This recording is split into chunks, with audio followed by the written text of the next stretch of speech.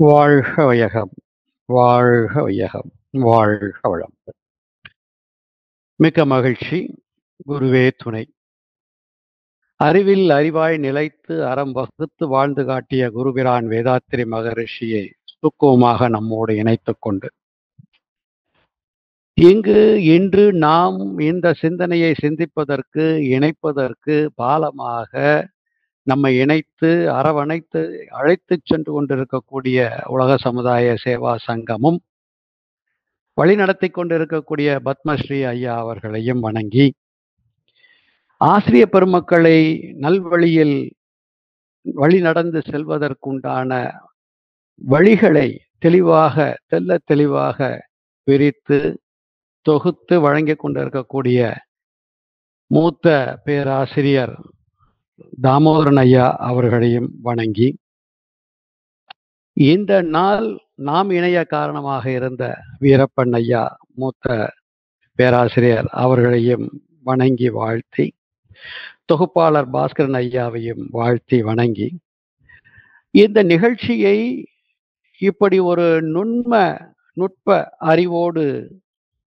எல்லோருக்கும் சென்றடைவதற்கு நுண்ணறிவு திறனை பயன்படுத்தி அந்த நுண்ம பொருட்களால் நம்மை இணைத்து கொண்டிருக்கக்கூடிய அந்த டைரக்டர் கிருஷ் முரளி ஐயா மற்றும் அவர்களுடைய டீம் அவர்களையும் வாழ்த்தி, இந்த இணைப்பில் இணைந்திருக்கக்கூடிய வேதாத்திரிய சிந்தனையாளர்கள் இருபால் அன்பர்களையும் வணங்கி, நாம் அனைவரையும் வாழ்த்தி, நாம் எல்லோரும் சேர்ந்து இன்று இந்த தலைப்பை நம் வாழ்க்கைக்காக பயன்படுத்துவதற்கு கருத்துக்களை குருவே சுக்குமாக இணைந்து தர வேண்டும் என்ற உயர்ந்த சிந்தனையோடு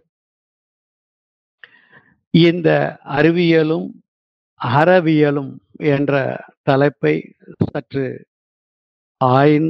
ஆராய்ந்து அவரவருடைய அனுபவத்திற்கு ஒப்ப வாழ்க்கையில் இதை ஏற்று பயன்படுத்த வேண்டும் என்ற தாழ்மையான விண்ணப்பத்தோடு இந்த சிந்தனைக்குள் நாம் செல்ல இருக்கிறோம்.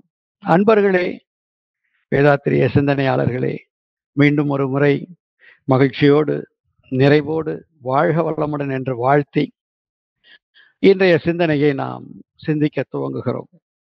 சிந்தனையாளர்களே, அறிவியலும் அறவியலும் என்ற தலைப்பை ஏன் குரு நமக்கு கொடுத்தார் என்று சிந்தித்து பார்க்கும் பொழுது, இன்று பாஸ்கரன் ஐயா துவக்கத்தில் ஒரு கவியை சொல்லி 1428 பேரறம், பாருங்க எவ்வளவு ஒரு பொருத்தமான ஒரு விஷயமாக இருந்தது. பேரறிவாக இருப்பதே நமக்குள் ஒரு 6வது அறிவாக இருக்கிறது என்பதை தெள்ளத் தெளிவாக அந்த பாடலில் தந்திருக்கிறார் குருபிரான். அதை ரொம்பவும் தெளிவாக நமக்கு விளக்கமாக தந்தார் நமது பேராசிரியர் பாஸ்கரன் ஐயா அவர்கள்.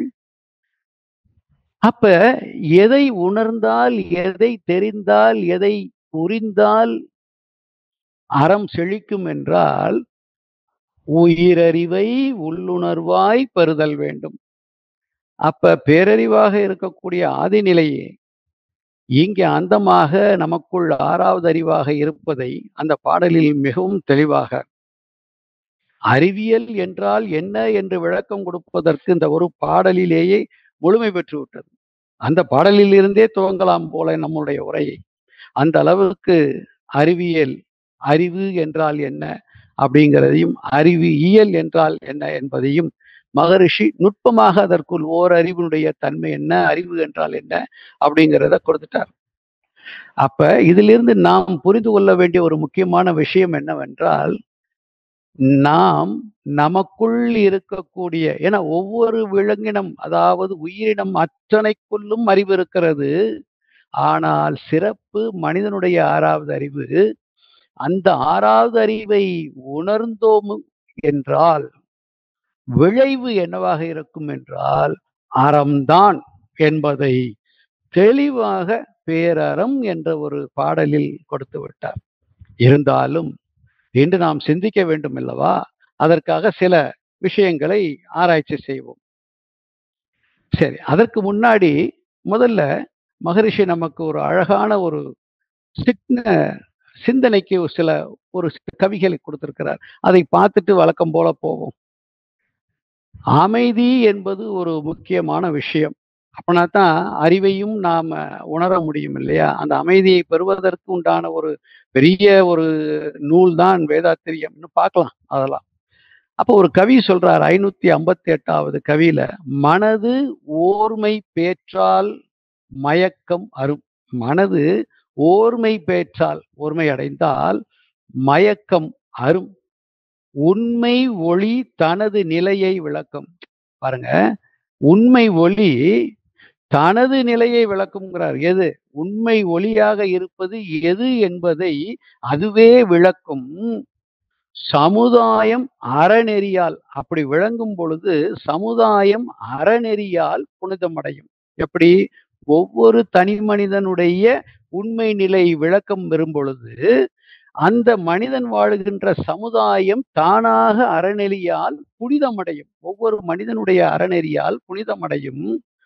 உலகும் போர் ஒழிந்து அமைதி பெறுங்கிறார். இப்ப இந்த அமைதி எங்கே இல்ல? நமக்கு மனசுக்குள்ளேயே 1000 போராட்டங்கள் இருக்கிறது போல இந்த சமுதாயத்தில், இந்த நாட்டில், இந்த உலகில் போர் நிலவுகிறது. அதுதான் மனதில் ஒரு போராட்டம், சமுதாயத்தில் வரக்கூடிய போராட்டம் பொருளாதாரத்தில் இருக்கலாம், இல்ல ஜியோகிராபிக்கல் என்று சொல்லிய புவி ஈர்ப்பு, புவியினுடைய சம்பந்தமாக இருக்கலாம், எது வேண்டாலும் இருக்கலாம். இன்று அதையும் தாண்டி போய்விட்டது. விண்ணில் யார் கோளாட்சி செய்வது என்பதெல்லாம் வந்துவிட்டது. அப்ப அந்த அமைதி ஏன் பெறவில்லை என்றால், ஒவ்வொரு தனி மனிதனுக்குள்ளும் அதனாலதான் சொல்வார், உயிரறிவை உள்ளுணர்வாய் பெற வேண்டும் அப்படின்னு சொல்றதுக்கு காரணம் என்னன்னா, யார் அந்த உயிரறிவை உள்ளுணர்வாய் பெற்றிருக்கிறார்களோ அவர்கள் ஆட்சி செய்தால் சரியா இருக்கும் என்பதையும் ஒரு கவியில் சொல்றார். அது பின்னாடி பார்க்கலாம். அப்ப அந்த மாதிரி ஒரு நிலையில் ஒவ்வொரு தனி மனிதனும் தனக்குள் ஒரு போராட்டத்தை வைத்துக் கொண்டிருக்கிறான் அப்படின்னா அறநெறி வராது இல்லையா? அப்ப மனது ஓர்மை பெற வேண்டும். மனம் ஓர்மை பெற்றால் என்ன கிடைக்கும் சொல்றாரு? மயக்கம் அரும். மயக்கம் அருந்து விட்டால் உள்ளே இருக்கக்கூடிய பேரறிவு வேலை செய்ய ஆரம்பிக்கும். அதான் அதுக்கு அர்த்தம். சொல்லி பின்னாடி சொல்றார், உனது அறிவை உயிரை உண்மையினை உணர்ந்து அமைவீர் அப்படிங்கிறார். அப்ப இதுக்குதான் நம்ம கிடைச்ச ஒரு மறை நூல் வேதாத்திரியம். இந்த கவியை எப்பெல்லாம் வாய்ப்பு கிடைக்குதோ அன்பர்கள் கொஞ்சம் படிச்சு பாருங்க. சரியா? அடுத்து சொல்றாரு, இன்ப துன்ப தோற்றம் மாற்றம் இயல்பு ஆராய்ந்து அறிந்திடில் அன்பெனும் பேரூற்று அறிவிற் சுரந்திடுங்கிறார். இன்பமும் துன்பமும் என்னென்ன தோற்ற மாற்றங்கள் ஆராய்ந்து பார்க்கணும். அதை தெரிந்து கொண்டோம் என்றால் அன்பெனும் பேரூற்று எங்கே? நம்மளுடைய 6வது அறிவில் சுரந்து கொண்டே இருக்குங்கிறார். அப்ப அந்த 6வது அறிவினுடைய செயல் உண்மையிலேயே செயல்பட ஆரம்பித்தால் அறம் செழித்துவிடும். அதைத்தான் இதுலயும் சொல்றார். அனைத்துயிரும் ஒன்றென்று அறிந்த அடிப்படையில் ஆற்றும் கடமையெல்லாம் அன்பின் செயலாகும். மகரிஷி அப்படித்தானே வாழ்ந்திருக்கார். நமக்கு உதாரணம் எல்லாமே அவர்தான். அப்ப அனைத்துயிரும் ஒன்றென்று அறிந்த அடிப்படையில், அப்போ உயிர்களெல்லாம் ஒன்று அப்படின்னு நினைக்கும் பொழுது மனிதர்களாகிய நாமும் அதே சிந்தனையில் வாழ்ந்தோமையானால் எவ்வளவு சிறப்பு!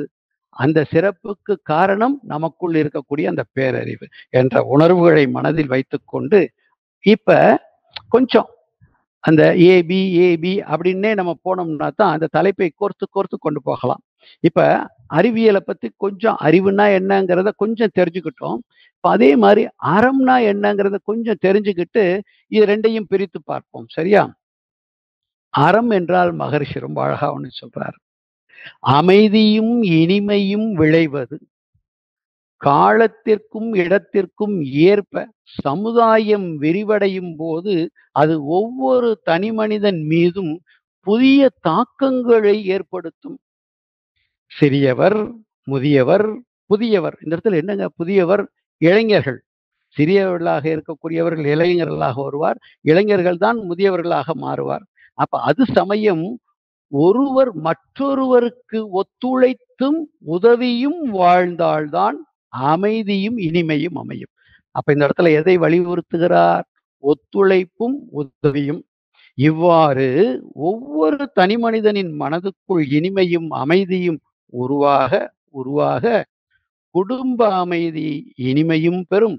பல குடும்பங்கள் சேர்ந்த சமுதாயம் நிலை பெற உலக அமைதியும் மலரும். இதுவே உலக சமுதாய சேவா சங்கம் நோக்கமாக குருபிரான் வேதாத்திரி மகரிஷி தோற்றுவித்து அவர் அருளிய மறைநூல் வேதாத்திரியம் நமக்கு கிடைக்க பெற்றது.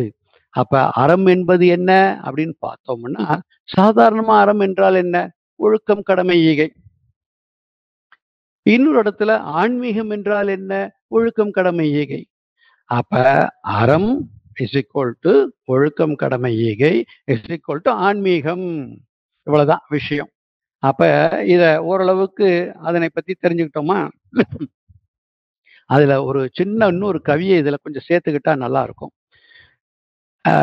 751 உலக நல வேட்டல் அப்படின்னு 1968 மகரிஷி எழுதியிருக்கிறாங்க. எல்லா இடத்துலயும் அறத்துக்கு முன்னாடி அறிவை சொல்லிதான் செய்வார் பாருங்க. அறிவறிந்தோர் எண்ணிக்கை பெருக வேண்டும்.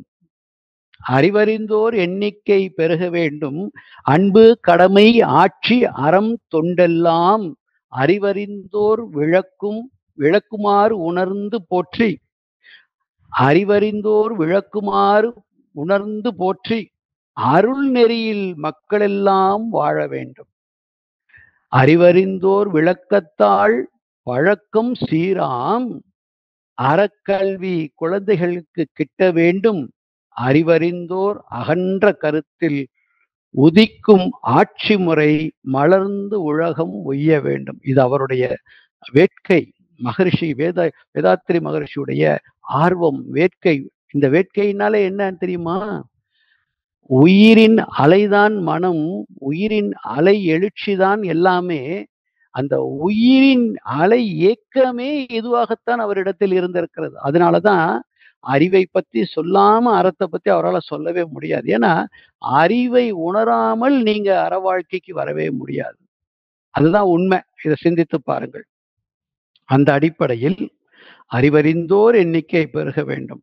அப்படி வேதாத்திரியத்தில் இணைந்தவர்களுடைய அறிவெல்லாம் எவ்வளவு தூரம் உயர்ந்திருக்கிறது என்பதை நாம் நினைக்கும் பொழுது, இன்று உலக சமுதாய சேவா சங்கம் தன்னுடைய சிறகுகளை பல பறவைகளின் மூலமாக, வேதாத்திரிய ஆசிரிய பறவைகளின் மூலமாக உலகமெங்கும் பரவி கொண்டிருக்கக்கூடிய நம்மளுடைய வேதாத்திரியத்தை சீரமைத்து சிறப்பாக கொண்டு இருக்கக்கூடிய அகெயின் நம்முடைய பத்மஸ்ரீ ஐயா அவர்களை வணங்க வேண்டும். இந்த இடத்தில் மகரிஷியுடைய எண்ணங்களை நிறைவேற்றி கொண்டிருக்கக்கூடிய அவரின் செயல்களை இன்னும் நாம் பாராட்டி இன்னும் விரிவடைவதற்கு நாம் முயற்சி செய்ய வேண்டும் ஒவ்வொருவரும் என்ற ஒரு சிறிய கருத்தையும் இந்த இடத்தில் பதிவு செய்து, இந்த அறிவு என்றால் என்ன அப்படிங்கிறத இன்னும் கொஞ்சம் ஆராய்ச்சி செய்து பார்ப்போமா? அடுத்த நிலைக்கு உயர்ந்து பார்ப்போம். அதுக்கப்புறம் அறிவை எந்த மாதிரியெல்லாம் எந்தெந்த கல்வியின் மூலமாக கொண்டு வர வேண்டும் என்பதையும் பார்ப்போம். அறிவியல் என்றால் என்ன அப்படின்னு பார்த்தோம்னா, உலகத்தை, இயற்கையை, பிரபஞ்சத்தை, ஆற்றலை, உயிரினங்களை, இவை யாவற்றிலும் இருக்கக்கூடிய திறனை, தன்மையை, தரம், முறை போன்ற பலவற்றை பற்றிய புரிதலை, மேம்படுத்துதலை, இப்படி உருவாக்குதல், இன்னும் என்னெல்லாமோ சேர்த்துட்டே இருக்கலாம். இந்த சிறப்புகளை செய்யக்கூடிய ஒரு தகுதி எந்த உயிரினத்தில் இருக்கிறது என்றால் மனித உயிரினத்தில் மட்டும்தான் இருக்கிறது. அந்த மனித உயிரினத்தின் அறிவை பெருக்குவதற்காக அவ்வறிவையே பயன்படுத்தி இன்று இந்த அறிவை விஞ்ஞான முறையிலும் உயர்த்தி இருக்கிறோம், பொருளாதாரத்தில் உயர்த்தி இருக்கிறோம், கல்வியில் உயர்த்தி இருக்கிறோம், இப்படி அரசு ஆட்சியில் உயர்த்தி இருக்கிறோம். இயற்கை வளங்களை தன் வளமாக மாற்றி விஞ்ஞான வளத்தையும் அதோடு சேர்த்து விஞ்ஞான நுட்பத்தையும் சேர்த்து இன்று எத்தனையோ ஆர்டிபிஷியல் இன்டெலிஜென்ஸ் என்று சொல்லக்கூடிய அளவுக்கு இந்த அறிவை பயன்படுத்தி உருவாக்கி இந்த பூ உலகில் இருந்து பிரபஞ்சம் முழுவதும் பயணிக்கக்கூடிய ஆற்றலையும் இந்த அறிவை கொண்டு பயன்படுத்தி, இப்படி இந்த அறிவை எங்கெல்லாம் பயன்படுத்துகிறோமோ அந்த அளவுக்கு எதில எல்லாம் நம்மளுடைய அறிவை விரிவடைய செய்கிறோமோ அந்த அளவுக்கு வளங்கள் பெருகிக் கொண்டே போகிறது. ஆனால் இதற்கெல்லாம் மூல காரணமாக இருக்கக்கூடிய அறிவை பற்றியே சிந்திப்பதுதான். இந்த அறிவை கொண்டு புற உலகையும் பிரபஞ்சத்தையும் இயற்கையையும், அதனாலதான் நமக்கு வாழ்க்கை தத்துவத்தில் 12 நமக்கு மகரிஷி கொடுத்திருக்கிறார். அறிவை பற்றி நிறைய விளக்கங்கள் சொல்லியிருப்பார். தான், சமுதாயம், இயற்கையை பற்றி நிறைய விளக்கங்கள் சொல்லியிருப்பார். அப்ப இந்த விளக்கங்களை பெறுவதெல்லாம் எது, விளக்கங்களை ஆராய்ச்சி செய்வதெல்லாம் எது என்று பார்த்தால் அறிவுதான். ஒற்றுக்கொள்கிறோம். இந்த அறிவை கொண்டுதான் மொழிக்கல்வி, பொருள்கல்வி, தொழிற்கல்வி, இப்படி வாழ்க்கை வளங்களை பெருத்துக் கொள்ளக்கூடிய கல்விகள் எல்லாம் பெற்றுக்கொண்டாலும் தன் அறிவை உணரக்கூடிய, அறிவை பெற்றிருக்கக்கூடிய நாம் அதில் கவனம் செலுத்தாததினால்தான் அந்த பேரறம் என்ற ஒரு பயனை நாம் பெற முடியவில்லை. வாழ்க்கையில் அமைதியும் பெற முடியவில்லை. அப்ப நாம் இந்த இடத்துல இந்த அறிவியல் என்பதை எப்படி எடுத்துக்கொள்ள வேண்டும் என்றால், இந்த சான்றோர்கள், அறிஞர்கள், மேதைகள் எல்லாம் சொன்ன எல்லாவற்றையும் எடுத்துக்கொண்டு நமது குருபிரான் வேதாத்திரி மகரிஷி சொன்னதைப் போல, நமது குருபிரான் வேதாத்திரி மகரிஷியின் மானசீக குரு சொன்னதைப் போல, அறிவேதான் தெய்வம் என்றார் தாயுமானார், அகத்ததுதான் மெய்ப்பொருள் என்று எடுத்துரைத்தார் திருவள்ளுவர்.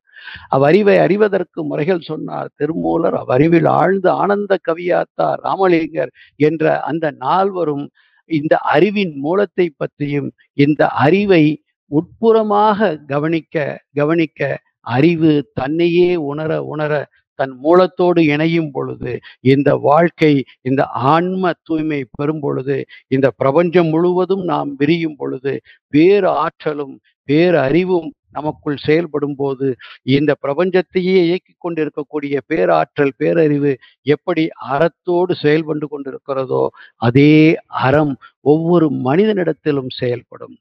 அப்ப இந்த அறிவை கொண்டு வளங்களை பெருக்கிக் கொள்வதில் தவறில்லை. அதே சமயத்தில் இந்த அறிவை கொண்டு அறிவை அறிதலும் அவசியம் என்பதை வேதாத்திரி மகரிஷி தான் இந்த நூற்றாண்டில் நமக்கு மிகவும் தெளிவாக எடுத்து சொல்லியிருக்கிறார். இன்னும் நிறைய அறிஞர்கள் சொல்லியிருக்கலாம். ஆனால் அதை எப்படி உணர வேண்டும், எப்படி அறிந்து கொள்ள வேண்டும், எவ்வாறு புரிந்து கொள்ள வேண்டும் அப்படிங்கிறது எல்லாம் நமக்கு சொல்லியிருக்கிறார். அதில் ஒரு சிறிய தொகுப்பு தான் எண்ணம் ஆராய்தல். முதல் நிலை அகத்தாய்வில் எடுத்து பார்த்தீங்கன்னா, மனதை பத்தி சொல்லும்போது 10 நிலைப்படிகள் மகரிஷி சொல்லுவாங்க இல்லையா? அப்ப 10 நிலைப்படிகள் என்னென்னு நம்ம பார்த்தோம்னா, உணர்ச்சியில ஆரம்பிச்சு தேவையில கொண்டு வந்து அதைத்தான் இப்ப இந்த இடத்துல ஒரு அப்சர்வேஷன் என்ன சொல்றாங்க பார்த்தீங்கன்னா, அதையும் பார்ப்போம். அப்சர்வேஷன், இந்த அறிவு என்ன செய்கிறது என்றால் அப்சர்வேஷன், அப்புறம் கொஸ்டினிங், ஏன் என்ற கேள்வி, ஹைப்போதீசிஸ், எக்ஸ்பிரிமெண்ட், அனலைசஸ், இப்படிங்கிற ஒரு 5 முக்கியமான வேலைகளை செய்கிறது. இது எப்படி வருகிறது அப்படின்னு பார்த்தா, இந்த அறிவினுடைய தொகுப்பு தன்மை, அதனுடைய இயல்பு எங்கிருந்து உருவாகிறது என்றால் பஞ்சபூதத்தின் கூட்டு தானே நம்ம. அப்ப இந்த அறிவுக்குள் எதெல்லாம் இருக்கிறது, 6வது அறிவினுடைய தன்மை இந்த மூளையின் மூலமாக எப்படி வெளிப்படுகிறது என்று பார்த்தால், அது ஆற்றல், அலை, விசை, இயக்கமாக இருக்கிறது. மகரிஷி சொல்றாரு, தன்னிருக்க சூழ்ந்தழுத்தும் ஆற்றல். அப்ப இயற்பியல், பிசிக்ஸ், முதல்ல அறிவியல் அப்படின்னா தொகுப்பை பார்க்கிறோம், வேற ஒண்ணும் இல்லை. அப்ப இந்த அறிவுக்குள் எத்தனை ஆற்றல் இருக்குது பாருங்க. பிசிக்ஸ் இந்த அறிவை எதோடு ஒப்பிடுகிறார்? தன்னிருக்க சூழ்ந்தழுத்தும் ஆற்றல், பேரறிவினுடைய முதல் நிலை. அதுக்கப்புறம் அப்படியே கொஞ்சம் கொஞ்சமா மாறி துகள்களா மாறி விண்ணாக மாறி, அப்புறம் விண்ணின் கூட்டு பஞ்சபூதங்களாக மாறும் வேதியியல் அமைப்பு, கெமிஸ்ட்ரி, என்னென்ன பண்புகள் என்ன வருகிறது அப்படின்னு பார்த்தோம்னா, அங்க அழுத்தம், ஒளி, சுவை, மனமாக வேதியியல் மாற்றங்கள் ஏற்படுகிறது.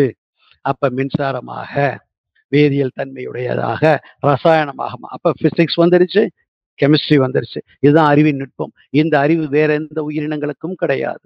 அப்ப இந்த அறிவை விஞ்ஞானத்தோடும் ஒப்பிட்டு, விஞ்ஞானத்தின் மூலமாக அறிவின் மூலத்தையே ஒப்பிட்டு பார்க்கக்கூடிய தகுதியை நாம் வைத்திருக்கும் பொழுது, அந்த தகுதியை முழுமையாக பயன்படுத்தும் பொழுது, முழுமையான அமைதியும் நிறைவும் எல்லா மக்களுக்கும் கொடுக்கக்கூடிய தன்மையை ஒவ்வொரு மனிதரும் பெற முடியும் என்பதைத்தான் வேதாத்திரி மகரிஷி தெளிவாக நமக்கு எடுத்து உரைத்து தந்திருக்கிறார். நாம் அதை உரைந்து உரைந்து பழகி கொண்டோம் ஆக வேண்டும் என்பதுதான் இந்த கருத்து வலியுறுத்துகிறது. அதற்கு மேல உயிரினங்களாகவும் மாறுது. உயிரியல், பயாலஜி அந்த தன்மைக்கு வருகிறது. அப்ப எடுத்து பாருங்க அந்த தன்மையெல்லாம் அது ஒவ்வொன்றா கொண்டு வர்றார். அப்புறம் இதே அறிவு வானியல் தன்மையை சிந்திக்கக்கூடிய நமக்கு என்ன கொடுத்துட்டாரு? பஞ்சபூத நவக்கிரக தவத்தை கொடுத்து இந்த அறிவை கொண்டு நீ இயற்கையோடு இணைந்து இணைந்து இணைந்து அதை உணரக்கூடிய தன்மையை, எப்படி ஒரு தண்ணில் பாலை கலந்தாலும் சரி, அந்த தண்ணி பாலுடைய சுவைகள் எல்லாம் எடுத்துக்கொண்டு பால் சுவையை அது ரிஃப்ளெக்ட் பண்ணுது.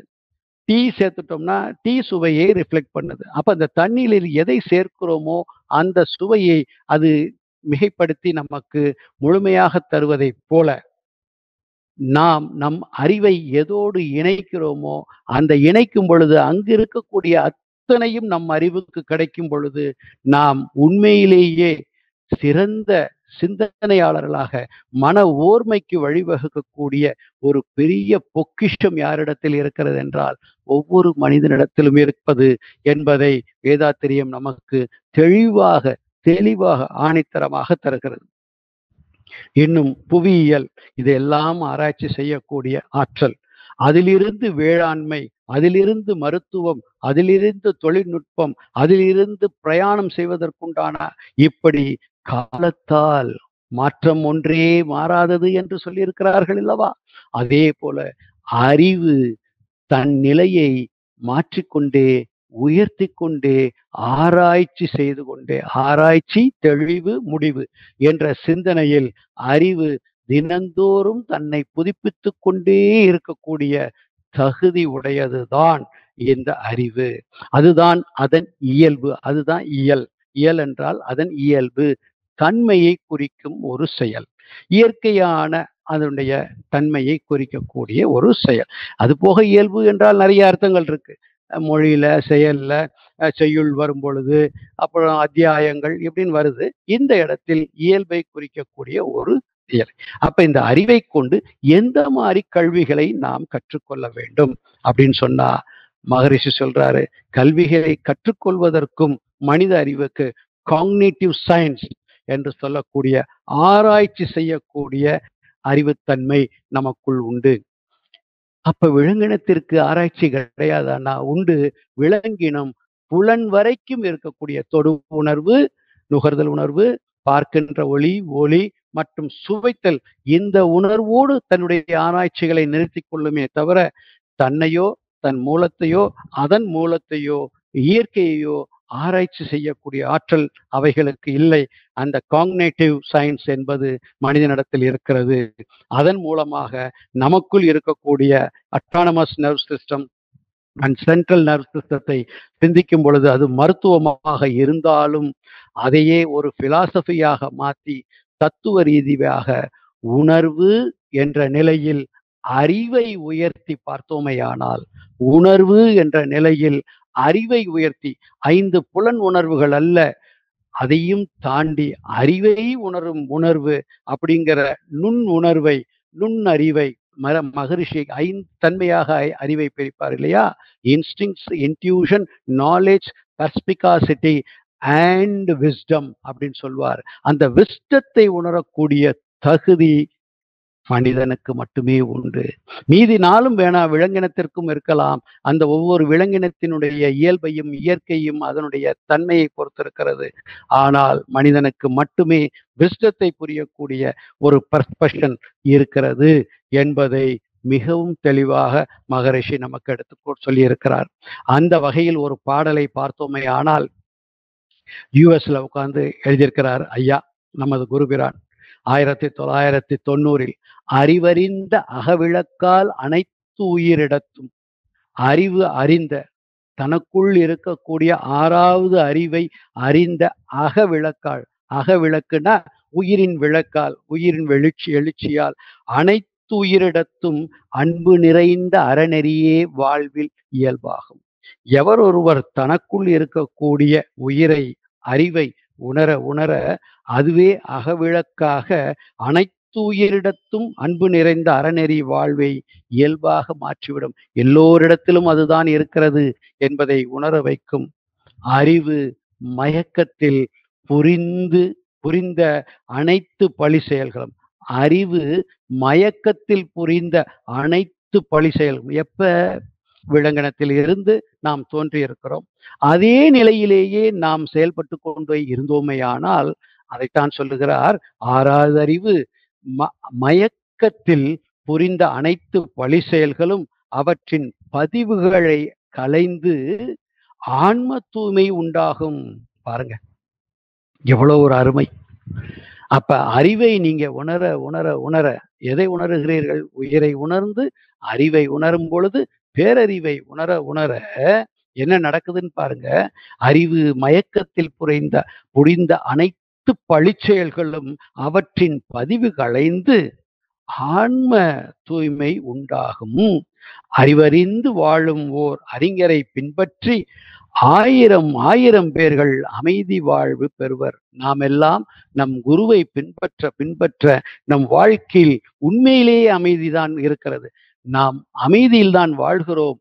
ஆனால் சந்தர்ப்பமும் சூழ்நிலையும் நம்மை அமைதியின்மை போல் காட்டும். ஆனால் நம்முடைய ஆன்மா அமைதியில்தான் இருக்கிறது. வேதாத்திரியத்தை முழுமையாக கடைபிடித்துக் கொண்டிருக்கும் பொழுது வாழ்வில் ஏற்படக்கூடிய அமைதியின்மை வேறு, ஆன்மாவில் ஏற்படக்கூடிய அமைதியின்மை வேறு. அப்ப வாழ்க்கையில் ஏற்படக்கூடிய அமைதியின்மை பொருளாதாரத்தில் இருக்கலாம், சமூக அமைப்பால் இருக்கலாம், சூழ்நிலையால் இருக்கலாம். அதையும் ஆன்ம அமைதியும் குழப்பிக் கொள்ளக்கூடாது. அப்ப ஆன்ம அமைதியை பெற்றுத்தான் நாம் வாழ்ந்து கொண்டிருக்கிறோம். அறிவறிந்து அறம்பிரளா அன்பு வாழ்க்கை. எப்ப ஆன்மாவில் அமைதி ஏற்படுகிறதோ நாம் நம்மை சுற்றி இருப்பவர்கள் அத்தனை பேர் இடத்திலையும் என்ன செய்வோம்? அறிவறிந்து அறம்பிரளா, பாருங்க, அறம் பிறழாததுதான் அன்பு. அறம் பிறழாததுதான் அன்பு. வாழ்வு முறையே அனைத்து பள்ளிக்கூடங்களிலும் ஆக்க கல்வியாக மாற்ற வேண்டும் அப்படின்னு மகரிஷி சொல்றார். அதைத்தான் இன்று இந்த உலக சமுதாய சேவா சங்கம் ஒவ்வொரு பள்ளிகளுக்கும் கல்லூரிகளுக்கும் சென்று கொடுத்து கொண்டிருக்கிறோம். அறிவில் விதைக்க வேண்டியது நமது பொறுப்பு. அது வேதாத்திரிக்கு நாம் செய்யக்கூடிய கடமைகளில் ஒன்றாக இயன்றதை முடிந்ததை அவரவர் வாய்ப்புக்கு ஏற்றார் போல் தொண்டாற்றி இன்பம் காண வேண்டும் என்று இந்த கவியின் மூலமாக நாம் தெரிந்து கொண்ட ஒரு விஷயத்தை நாம் பகிர்ந்து கொண்டோம். அப்ப அறிவியல் என்பதில் இதையும் நாம் சேர்த்துக்கொள்ள வேண்டும். மகரிஷி சொல்றார் பாருங்க. அப்ப விஞ்ஞானிகள், ஞானிகள், அதுக்கப்புறம் மேதைகள், அறிஞர்கள் சொன்ன கருத்துக்கும் மகரிஷி சொன்னதும் ஒப்பிட்டு போகுது பாருங்க. மெய்யோடு சேர்த்து சொல்கிறார். குருபிரான் கொடுத்துக்கூடிய அறிவியல் என்னென்ன அப்படின்னா மனம், அறிவு, செயல், வழி அப்படின்னு பிரிச்சு பார்த்துக்குவோம். அப்ப உணர்ச்சி, தேவை, முயற்சி, செயல், விளைவு, அனுபோகம், அனுபவம், ஆராய்ச்சி, தெளிவு, முடிவு. இதுவே அறிவியல் என்று மகரிஷி நமக்கு தெளிவாக மனதிலிருந்த மனதின் அடித்தளம் தானே.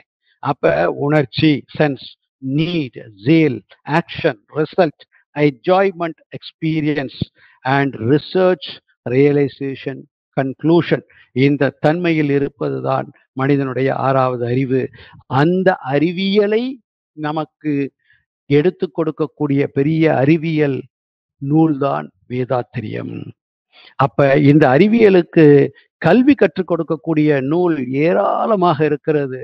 ஆனால் ஆன்ம அறிவை, பேரறிவை அறிவியலாக நமக்கு ஒரு பாடமாக தந்திருக்கக்கூடிய ஒரு பெரிய பாக்கியம் பெற்றவர்கள் நாம் வேதாத்திரியத்தின் மூலமாக. இதில் ஒரு சிறிய குறிப்பு, மனம், பாசம், பற்று அப்படின்னு வச்சுக்கலாம். ரைட்டா? அன்பு என்பது அறிவு, இறை பற்று. மனம் அப்படின்னா புறத்தே பாசத்தாலும் பற்றாலும் எதுலனாலும் சேர்ந்துக்கிறோம். ஆனால் அன்பு மலர்ந்து விட்டால் அதுதான் அறிவு. ஏன் இந்த இடத்துல மனம்னு போட்டு அன்பு, இறைப்பற்றுன்னு போடலை அப்படின்னா, மனம் பாசத்தாலும் பற்றாலும் செயல்பட்டு கொண்டே இருக்கும். ஆனால் அன்பு எப்படி செயல்படும் என்றால் அறிவால் இறைப்பற்று கொண்டு செயல்படும். அப்ப அன்பு, மனம் என்பது அறிவாக உயர்ந்து விட்டாலே அது அன்புதான் என்பதை மகரிஷி தெளிவாக அறிவின் இருப்பிடம், இயல்பு, இயக்கம் அறிந்து ஒழுகுவோர் அறிஞர்கள் ஆவார் அப்படின்னு ஒரு இடத்துல நமக்கு ஒரு கவியை சொல்கிறார். அப்படி இந்த அறிவியலை பற்றி ஒவ்வொன்றாக சொல்லிக்கொண்டே இன்னும் முயற்சி கொண்டே இருக்கிறார். இன்னும் தேவைப்படும் பொழுது இந்த அறிவை பற்றி ஒரு விஷயத்தை நாம் சொல்வோம். இப்ப கொஞ்சம் ஆறாவது அறிவு என்றால் என்ன என்பதை பார்த்து அறவியலுக்குள்ள போயிடலாம். சரி, நேரம் நமக்கு சரியா, இது ஒரு நல்ல அருமையான சிந்தனை தலைப்பை குரு நமக்கு கொடுத்திருக்கிறார். காலத்தால் நாம சுருக்கி கொஞ்சம் சிந்திக்கிறோம். இப்ப ஆறாவது அறிவை பத்தி லேசா பார்த்துட்டு, அது கவியின் பெருமையைத்தானே நம்ம சொல்லணும். அவர் இல்லை என்றால் இந்த சிந்தனை இல்லை. குரு இல்லை என்றால் நமக்கு இந்த சிந்தனை மலராது. 5 புலன் உணர்ச்சிகளை கடந்திருத்தல். 1964 எழுதுகிறார். 5 புலன் உணர்ச்சிகளை கடந்திருத்தல், அலத்தல், கால, தூரம், வர்மம், வேகம், சிந்தித்தல், செயல்முறையை வகுத்தல், மற்ற ஜீவ இன உணர்ச்சிகளை கூர்ந்து உணர்தல், எந்த ஒரு நிகழ்ச்சிக்கும் காரணத்தை யூகித்து உணர்ந்திடல், அனுபவத்தால் வந்த பயனை, தெளிவுகளை பிறர்க்குணர்த்தும் வல்லமை. இதுதான் ரொம்ப முக்கியமான விஷயம். நல்லதெல்லாம் தெரிந்து கொண்டு அப்படியே வச்சுக்கிட்டு தனக்கும் பிரயோஜனம் இல்லாம பிறருக்கும் பிரயோஜனம் இல்லாம இருக்கக்கூடிய அறிவு நம்மது அல்ல. மனிதனுடைய அறிவு எதை எதை கொண்டிருக்கிறது, அந்த அறிவியலில் என்ன இருக்கிறது என்றால், தெளிவுகளை பிறருக்குணர்த்தும் வல்லமை. இவை அனைத்தும் ஆறாவது அறிவின் மேன்மைன்னு கன்ஃபார்ம் பண்றார். அப்போ ஒவ்வொரு மனித உயிரும் உயர்ந்ததுங்க, யாரும் தாழ்ந்தவர்கள் அல்ல. நாம் அதை பழக்கப்படுத்திட்டோம்னா சரியா போகும். அவ்வளவுதான். நாம் அதை அறியாததினால் அறியாமல் தவறு செய்து கொண்டிருக்கிறோம். அவ்வளவுதானே தவிர வேணும் என்று இந்த உலகில் தவறு செய்பவர்கள் இல்லை. அப்ப ஆறாவதனுடைய சிறப்பே என்னது? அந்த வல்லமை, பிறருக்குணர்த்தும் வல்லமை தான் ஆறாவது அறிவு. இதுதான் அறம் அப்படிங்கிறதை நாம் சிந்திக்க வேண்டும். அறிவு என்பது மனிதனின் உள் உணர்வையும் உண்மையும் கண்டறியும் திறனை குறிக்கும். பாருங்க, அறிவியல் வேதாத்திரியம் சொல்கின்ற அறிவியல் பாருங்க. அறிவு என்பது மனிதனின் உள் உணர்வையும் உண்மையையும் கண்டறியும் திறமை குறிக்கும். வேற விலங்கினத்திற்குண்டா? இல்லை. அறிவு புரிதல், தெளிவு, உண்மையை உணரும் திறன். அறிவு மனதுக்குள் பிரகாசிக்க வாழ்க்கை தவறுகளை குறைக்கும். அதாவது வெளிச்சத்தில் எல்லாவற்றையும் தெளிவாக பார்க்க இயலும். அதுபோல மனதுக்குள் அறிவை உணர உணர அதுவே வெளிச்சமாக மாறும் பொழுது வாழ்க்கையில் நாம் தவறு செய்வதற்கு வாய்ப்பே இல்லை என்பதை தெளிவாக தரக்கூடிய அறிவியல் கல்விதான் வேதாத்திரியம். கல்வி அறிவு வாழ்க்கை முன்னேற வழிவகுக்கும். உயிர் அறிவு வாழ்க்கையை சரியாக வழிநடத்தும். மகரிஷி சொல்றாங்க, கல்வி அறிவு வாழ்க்கையை முன்னேற வழிவகுக்கும். உயிர் அறிவை உணர்வோர் வாழ்க்கையை சரியாக வழிநடத்தும் அப்படிங்கறது சொல்றார். இதையெல்லாம் மனதில் வைத்துக்கொண்டு இப்ப அறவியல் என்றால் என்ன என்று பார்ப்போமா? அன்பர்களே, சிந்தனையாளர்களே, அறம் என்றால் என்ன? மகரிஷி ரொம்ப அழகா சொல்றார், ரொம்ப தெளிவாக சொல்றார். தனக்கோ பிறருக்கோ தற்காலத்திலோ பிற்காலத்திலோ உடலுக்கோ உயிருக்கோ நன்மை தரக்கூடியதாக இருப்பதெல்லாம் அறம் இல்லையா? அதான். அதை கொஞ்சம் விரிவா பார்ப்போமா? புண்ணியம், எண்ணம், சொல், செயல். எண்ணத்திலேயே அந்த உயர்வு இருக்க வேண்டும். சொல்லில் அதைவிட சிறப்பாக இருக்க வேண்டும். செயல் அதைவிட உயர்வாக இருக்க வேண்டும். இந்த மூன்றும் சேர்ந்ததுதான் நாகரிகம். அது நம்ம எல்லாருக்கும் நல்லா தெரியும். அதை நம்ம நிறைய பேசியிருப்போம். உங்க எல்லாருக்கும் தெரிஞ்ச விஷயமாகவும் இருக்கும். அப்ப விளைவு எக்காலத்திற்கும் நன்மை தரக்கூடியதாக இருக்கும். அப்படி எடுத்து பார்த்தோம்னா வேதாத்திரியம், திருக்குறள், தாய்மானவர், திருமூல மந்திரம், இப்படி ராமலிங்கர் அடிகளார் போன்ற பெரிய பெரிய மேதைகள் எல்லாம் நமக்கு விட்டு சென்றிருக்கக்கூடிய காவியங்களும் காப்பியங்களும் அறத்தை போதிக்கிறது. எப்படி போதிக்கிறது? அறிவை உணர்ந்தால் நீ அறமாக வந்து விடுவாய் என்பதை தெளிவாக தந்திருக்கிறது. அதுதான் அறிவே தெய்வம் என்பதை நமக்கு வலியுறுத்துகிறது. அதனாலதான் சொல்லியிருப்பாங்க இல்லையா, அறம் செய்ய விரும்பு அப்படின்னு சொல்லுவாங்க. ஆறுவது சினம். சரி, அதை அப்புறம் பார்க்கலாம். அப்படி இருக்கும் பொழுது அறம் என்பது அந்த உயிரை உணர உணர தானாக மலரக்கூடிய ஒரு மலர். பெரும் அறிவை உணர்ந்து ஒரு மலர் விரிகிறது என்றால் அதிலிருந்து வரக்கூடிய ஒரு மனம் என்ன என்றால் அதுதான் அறம். எத்திக்கல் வழிமுறை அப்படின்னு சொல்றாங்க. நமது குருபிரான் மகரிஷி சொல்ற எத்திக்கல் அதான் அறம் அப்படின்னு சொல்றாரு. அந்த அடிப்படையில் பார்க்கும்போது அறம் பிளஸ் அறிவு இயல் இது ரெண்டையும் சேர்க்கும் போது தனி மனித அற வாழ்க்கை சமுதாய முன்னேற்ற அது உலக இயற்கை வளமும் வலிமையும் கூட. அதன் அடிப்படையில் தான் உலக சமுதாய சேவா சங்கம். அப்ப ஒவ்வொரு மனிதன் அதனாலதான் மன வளம் அப்படின்னு பெறுவதற்காக மன வள கலை என்று சொன்னார். மனம் என்பது வளமாக, வளம்னா என்னன்னா இந்த இடத்துல இப்படி ஒப்பிட்டு பார்ப்போமா, இப்ப வரக்கூடிய ஒரு சிந்தனை, மனம் என்பது மனம் அறிவு கலை. அப்ப மனம் அறிவாக உயரும் பொழுது அதனுடைய இயல்பாக வெளியே வரக்கூடிய கலை என்னவாக இருக்கும் என்றால் அறமாகத்தான் இருக்கும். அதனால மகரிஷி இப்படி யோசிச்சுதான் அந்த பேரே வச்சிருப்பாருன்னு இப்ப அவர் சிந்தனைக்கு கொடுக்கிறார். மன வளம், வளம் என்றால் என்ன, சிறந்தது, எல்லா வளமும் உரியது, வலிமை மிக்கது, அதான வளம். வளம் என்றால் அதான் வலிமை மிக்கதாக இருக்கக்கூடிய அங்க இல்லாதது எதுவுமே கிடையாது. அப்ப அறிவு என்ற ஒரு தன்மையை நாம் உயரும் பொழுது அது வளம்தான், அதிலிருந்து வருவது அறம்தான் என்பது தெள்ளத் தெளிவாக கொடுக்கிறார். அப்ப மகரிஷி அறிவியலுக்கு கொடுக்கக்கூடிய ஒரு முக்கியத்துவத்தை நாம் புரிந்தால் அவர் முதலில் இந்த உடல் சரியாக இருக்க வேண்டும். உடலும் உயிரும் இணைந்தால்தான் இந்த செயல்பாடு.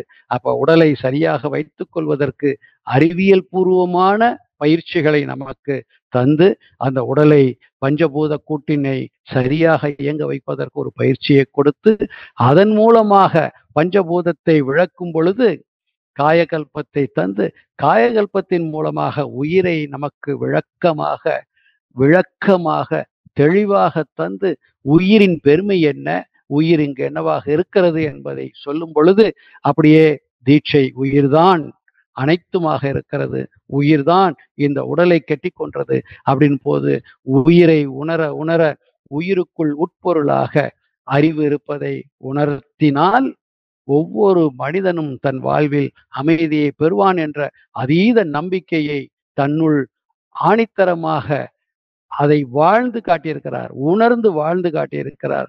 அதனால எல்லா மனிதர்களுக்கும் இந்த தவத்தை கொடுத்துட்டோம்னா உயிரை உணர உயிர் தன்னை உணர தனக்குள் இருக்கக்கூடிய அறிவுதான் அதை உணர்கிறது என்பதை ஒரு மனிதன் உணர ஆரம்பிக்கும் போது அறிவின் மூலத்தை சிந்திக்கும் பொழுது அறிவோடு இணைவதற்கு, அதாவது பேரறிவோடு இணைவதற்கு துரியம் சென்று துரியாதீதத்தில் தன்னை இந்த உயிர் பழக்க தன்னை என்றால் இந்த இடத்தில் இந்த அறிவு தன்னை தன் மூலத்தோடு பழக்க அது இங்கிருந்து இந்த உடலில் இருந்து செயல்படும் பொழுது இந்த ஆன்மாவில் இருந்து வெளிப்படுகின்ற எண்ணம் சொல் செயல் அத்தனையும் அறமாகத்தான் வரும், மாறாது.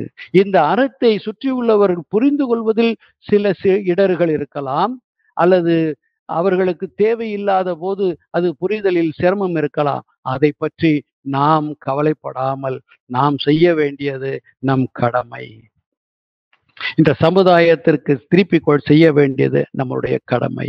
இந்த சமுதாயம் இல்லை என்றால் நாம் இல்லை என்பதை புரிந்து கொண்டு கடமை அறமாற்ற வேண்டும். அதான் கர்ம யோகம்னு மகரிஷி சொல்லியிருக்கிறார்.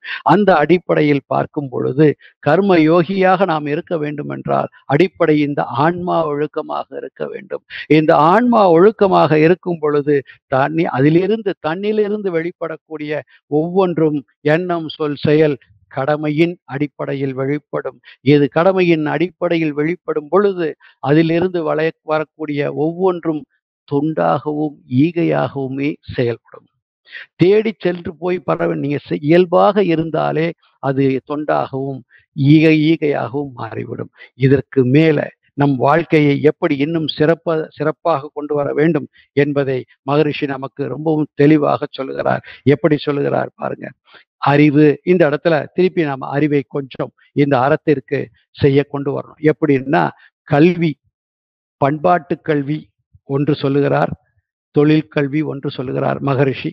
அப்ப பண்பாட்டு கல்வி தொழிற்கல்வியை பத்தி நாம் இப்ப சிந்திக்க வேண்டாம். பண்பாட்டு கல்வியை நாம் சிந்திக்கும் பொழுது நமக்கு இருக்கக்கூடிய தகுதி எதுக்கு, இந்த அறிவுக்கு. அப்ப அந்த அறிவை பக்குவப்படுத்த பலப்படுத்த என்னது, நம்முடைய தன்மை உயர்கிறது. அததான் ரொம்ப அழகா சொல்லியிருப்பாங்க. நிறைய அறிஞர்கள் சொல்லியிருப்பாங்க இல்லையா? என்ன சொல்லியிருக்கிறாங்க? டுடேஸ் ஆட்டிடியூட் ஃபியூச்சர்ஸ் ஆல்டிடியூட்னு சொல்லியிருப்பாங்க.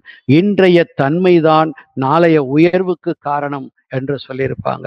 அப்ப இன்றைய தன்மையை நாம் வளர்த்து கொள்ள வேண்டும் என்றால் பண்பாட்டு கல்வி மிகவும் முக்கியம். வள்ளுவர் சொல்லுகிறார் பார்த்தீங்களா? தொட்டனைத்தூரும் மணற்கேணி மாந்தர்க்கு கட்டணைத்தூரும் அறிவு என்று சொல்கிறார்.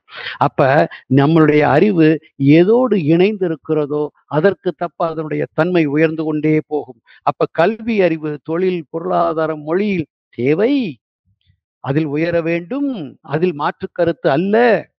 அதில் உயரவில்லை என்றால் மகரிஷி இன்று யுஎஸ்ல போய் ஃபாரின்ல போய் அந்த ஆங்கிலம் அவருடைய ஆற்றல், அவருடைய சிறு வயதில் இருந்த ஆர்வம், ஆங்கிலத்தை கற்று இன்று வெளிநாடில் சென்று சபையேறி பேசியிருக்கிறார் என்றால் அந்த கல்வி, அந்த அறிவும் வளர வேண்டும் என்பதற்கு உதாரணம் அவரே. அப்ப நாம அதையும் எடுத்துக்கொண்டு பண்பாட்டு கல்வி ஆன்மாவுக்கு தேவை என்பதை புரிந்து கொண்டு நாம் கற்றதனால் ஆய பயனென்ன கொள் வாளறிவான் நற்றாள் தொழார் எனின் என்ற குறளுக்கு ஒப்ப நாம் என்ன செய்யணும்? எல்லாத்தையும் கத்துக்கிட்டோம் அப்படின்னு இருந்துட்டு அந்த மூல பேரறிவினுடைய தன்மையையும் நாம் புரிந்து கொள்ளவில்லை என்றால் அற்ற எல்லா கல்விகளும் என்ன தெரிந்திருந்தும் அது அற்றதாக மாறிவிடும், தேவையற்றதாக மாறிவிடும். அதை வைத்து எதை சம்பாத்தியம் பண்ணலாம்? பொருள் சம்பாத்தியம் பண்ணலாம், புகழ் சம்பாத்தியம் பண்ணலாம். ஆனால் ஆன்மாவில் இருக்கக்கூடிய தூய்மையை பெற முடியும் என்றால் பேரறிவை தொட வேண்டும், பேரறிவை உணர வேண்டும். அதை வள்ளுவமும் சொல்லுகிறது. வேதாத்ரி மகரிஷி அதை நமக்கு தெளிவாக எடுத்து சொல்லுகிறார். அதனாலதான் நம்மளுடைய சிந்தனையாளர்கள் அத்தனை பேரும் என்ன சொல்லுகிறாங்க? மதி அப்படிங்கிற ஒரு சிந்தனைக்குள் நாம் உயர வேண்டும் என்றால் ஆன்ம சிந்தனை நமக்குள் வர வேண்டும். ஆன்ம சிந்தனை என்றால் வேற ஒன்றும் இல்லை, பக்தி அப்படி இப்படிலாம் குழப்பிக்கவே வேண்டியதில்லை. வேதாத்திரியம் நமக்கு தெளிவாக சொல்லி இருக்கக்கூடிய ஒரு விஷயம் என்ன அப்படின்னா, ஒழுக்கம், கடமை, ஈகை எங்கே இருக்கணும்? மனத்துக்கண் மாசிலன் ஆதல் அனைத்து அரண் ஆகுல நீர பிற அப்படின்னு சொல்லியிருக்கிறார். அதான் மகரிஷி முதல் பாடலே நம்ம பார்த்தோம் பார்த்தீங்களா? மன தூய்மை மிகவும் மிகவும் அவசியம். அப்ப மனம் தூய்மை அடையாமல் அறிவை உணர்தல் ரொம்ப சிரமம்.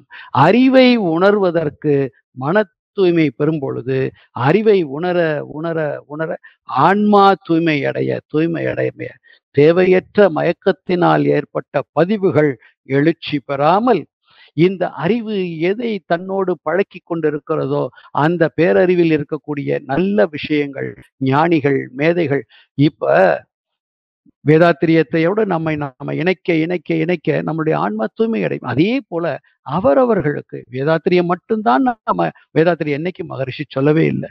வேதாத்திரியம் நமக்கு இந்த காலத்தில் கிடைத்த ஒரு பெரிய பொக்கிஷம். மகரிஷி அதை தன்னுடைய கடமையாக அதை செய்திருக்கிறார். இந்த சமுதாயத்திற்கு தன்னுடைய ஆன்ம ஈகையாக தன்னுடைய வாழ்நாள் முழுவதையும் வாழ்நாளையே ஈகையாக தொண்டாக தந்திருக்கிறார். வாழ்க்கை உயிரையே தன் ஈகையாக இந்த சமுதாயத்திற்கு தந்திருக்கிறார். இதே போல எத்தனை பேரறிஞர்கள் இருந்தாலும் நமக்கு இந்த நூற்றாண்டில் கிடைக்கப்பட்ட ஒரு சிந்தனையாளர், நமக்கு கிடைக்கப்பட்ட ஒரு குரு, வாழ்ந்து காட்டிய குரு, எங்கேயும் யாரையும் கட்டுப்படுத்தாத குரு, ஒவ்வொருவரையும் தனக்கு நிகராக பார்க்கக்கூடிய குரு, இந்த பெருமையெல்லாம் இருக்கக்கூடிய என் அறிவுக்கு அடியேனுக்கு அறிவுக்கு ஏற்றிய ஒரு தன்மை நமது குருவுக்கு மட்டும்தான் இருப்பதில் எந்த விதமான மாற்று கருத்தும் இல்லை என்பது என்னுடைய கருத்து. அப்ப அறம் என்பது, அறவியல் என்பது மிகவும் மிகவும் சிறந்த ஒரு தன்மையாக மகரிஷி எப்படி சொல்லுகிறார் அப்படின்னா, ரொம்ப சிறப்பாக சொல்லுகிறார். அறவியல் என்னென்னு ஒரு லிஸ்ட் கொடுக்கிறார் பாருங்க. அதை நம்ம குறிச்சுக்கலாமா? மனதால் உயர்வுள்ளல், இதுதான் அறவியல். மகரிஷி சொல்லக்கூடிய அறவியல். மனதால் உயர்வுள்ளல், நேர்மை, தன்னம்பிக்கை, தெளிவு, துணிவு, பொறுப்புணர்வு, நன்றி உணர்வு, பிரார்த்தனைனா என்ன தெரியுமா? சங்கல்பம், வாழ்த்தும் பயணம். இது எல்லாம் நமக்கு பாடமா கொடுத்திருக்கிறாரா இல்லையா? உயர்வுள்ளல் எண்ணம் ஆராய்ச்சி செய்தல். அந்த எண்ணம் ஆராய்ச்சி செயல் அகத்தாய்வுல நமக்கு எல்லாம் கொடுத்துட்டாரு. ஆசை சீரமைத்தல் கொடுத்துட்டாரு, சினம் தவிர்த்தல் கொடுத்துட்டாரு, கவலை ஒழித்தல் கொடுத்துட்டாரு, நான் யார் கொடுத்துட்டார். இதுல சரியான முறையில் நம்முடைய அறிவை இணைத்து இணைத்து இயந்து உயர்த்தி இருந்தோம்னா உயர் உள்ளல். உயர் உள்ளல் அப்படிங்கிறது உள்ளத்திலிருந்து ஏற்படக்கூடிய ஒரு விஷயம். அதான் அறவியலுக்கு முதல் படி. அடுத்தது நேர்மை. இந்த உயர் உள்ளல் வந்துட்டாலே நேர்மைதான் அடுத்த செயலாக மாறும். எண்ணமாக, சொல்லாக, செயலாக. அடுத்தது தன்னம்பிக்கை. தன்னம்பிக்கை தானாக உயரும். Yes, I can do that அப்படிங்கிற ஒரு தன்னம்பிக்கை வரும். எப்ப உயர் உள்ளலும் நேர்மையும் ஓங்கும் பொழுது தன்னம்பிக்கை வந்துவிடும். தன்னம்பிக்கை வரும் பொழுது அந்த உயிருக்கு ஆராய்ச்சி தெளிவு தன்மை வந்துவிடும். அடுத்தது துணிவு. முடிவை சொல்லக்கூடிய துணிவு கிடைத்துவிடும். அடுத்தது பொறுப்புணர்வு. அப்படின்னா என்ன தெரியுமா? நான் முடிவு எடுத்துட்டேன், நான் செய்யறதெல்லாம் கரெக்டு தான்னு செய்யக்கூடாது.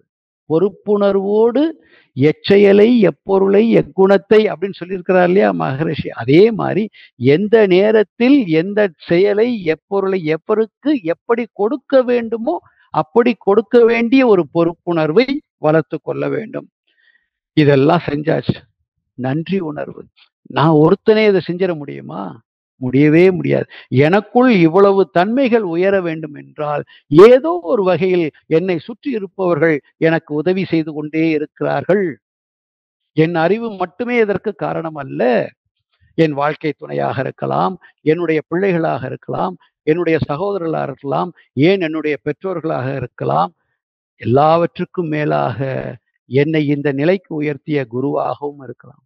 அப்ப நன்றி உணர்வு, அத்தனை பேருக்கும் நாம் செலுத்த வேண்டிய நன்றி உணர்வு. இது அறவியல். பிரார்த்தனை, சங்கல்பம், நல்லதையே எண்ண வேண்டும். சங்கல்பம் எல்லாத்திலையும் பாருங்க. நம்ம தவம் முடிச்ச உடனே ஒவ்வொரு சங்கல்பம், வாழ்த்தும் பயணம் இருக்கு பாத்தீங்களா? அந்த வாழ்த்தும் பயணம் நீங்க சிறப்பா எடுத்து பாத்தீங்கன்னா அத ஆன்மாவில இருந்து நீங்க வாழ்த்தணும். அதாவது புலன் வாழ்த்துக்களை காட்டிலும் அக வாழ்த்து, அதாவது உள்ளத்தில் இருந்து வாழ்த்து மலர மலர. அப்ப அறிவு நிலையில் இருந்து வாழ்த்துன்னு வச்சுக்கோமா? ரைட். அறிவு நிலையில் இருந்து வாழ்த்து மலர மலர அது சங்கல்பமாக. சங்கல்பம்னா என்ன தெரியுமா? அதுவே அந்த ஆன்மாவின் பதிவாக மாறிவிடும். அப்ப தெரிந்தோ தெரியாமலோ பிறர் நமக்கு துன்பம் செய்தா கூட அவர்கள் மேல கோபமோ எரிச்சலோ வருத்தலோ இருக்காம ஒரு தன்மை நமக்குள்ள வந்துருச்சுன்னா you can make sick. Yes, எனக்கிட்ட நான் ஒரு 10% 50% ஆன்மால உயர்ந்திருக்கேன்னு அவர்களுக்கு ஒரு மார்க்கிட்டு கொள்ளலாம். மகரிஷி அந்த பொறுப்பெல்லாம் நம்மகிட்டே விட்டுட்டார். ஏன்னா அவர் எல்லாரையும் மதிக்கிறார், எல்லா மனித உயிரையும் மதிக்கிறார். அதனாலதான் அந்த பொறுப்பை நம்ம கிட்ட விட்டுட்டார். அப்பா நீ சரியில்லைப்பா, நீ சரியா செய்யலப்பா அப்படின்னு இன்னைக்கு வரைக்கும் மகரிஷி யாரையும் குறை சொன்னது இல்லை. நான் சரியா இருக்கிற நான் மட்டும் அவரை பார்த்து சரியா இருப்பதற்குண்டான வழியை நமக்கு தந்து சென்றிருக்கிறார். அந்த வகையில் அறவியல், அறமே இயல்பாக என்னுடைய இயல்பாக மாற வேண்டும் என்றால் இந்த உயர் உள்ளல், நேர்மை, தன்மை, தன்னம்பிக்கை, தெளிவு, துணிவு, பொறுப்புணர்வு, நன்றி உணர்வு, பிரார்த்தனை, சங்கல்பம். இந்த சங்கல்பம் என்னுடைய ஆன்மாவில் பதிய வேண்டும். வாழ்த்தும் பயணம் ஆன்மாவில் பதிய வேண்டும். அதற்கப்புறம் என்ன செய்யணும்? 6 தீய குணங்களை நற்குணங்களாக மாற்றுவது. நிறைமனம், பொறுமை, ஈகை, கற்பு, நேர்நிறை, மன்னிப்பு. இந்த 6 குணங்களும் அறத்தோடு இயல்பு. அதுதான் நம்ம அப்ப பார்த்தோம் இல்லையா? டுடேஸ் ஆட்டிடியூட், டுமாரோஸ் ஆல்டிடியூட்னு பார்த்தோம், ஆல்டிடியூட்னு பார்த்தோம். அப்ப நிறைமனம். இதெல்லாம் பத்தாது, இன்னும் கொஞ்சம் சேர்த்துக்கங்க. எதை சேர்க்கணும்னு சொல்றாரு தெரியுமா? ஏற்புடைமை, விட்டு கொடுத்தல், தியாகம். இதையும் வச்சுக்கங்க. இதெல்லாம் தேவை. அப்படியா?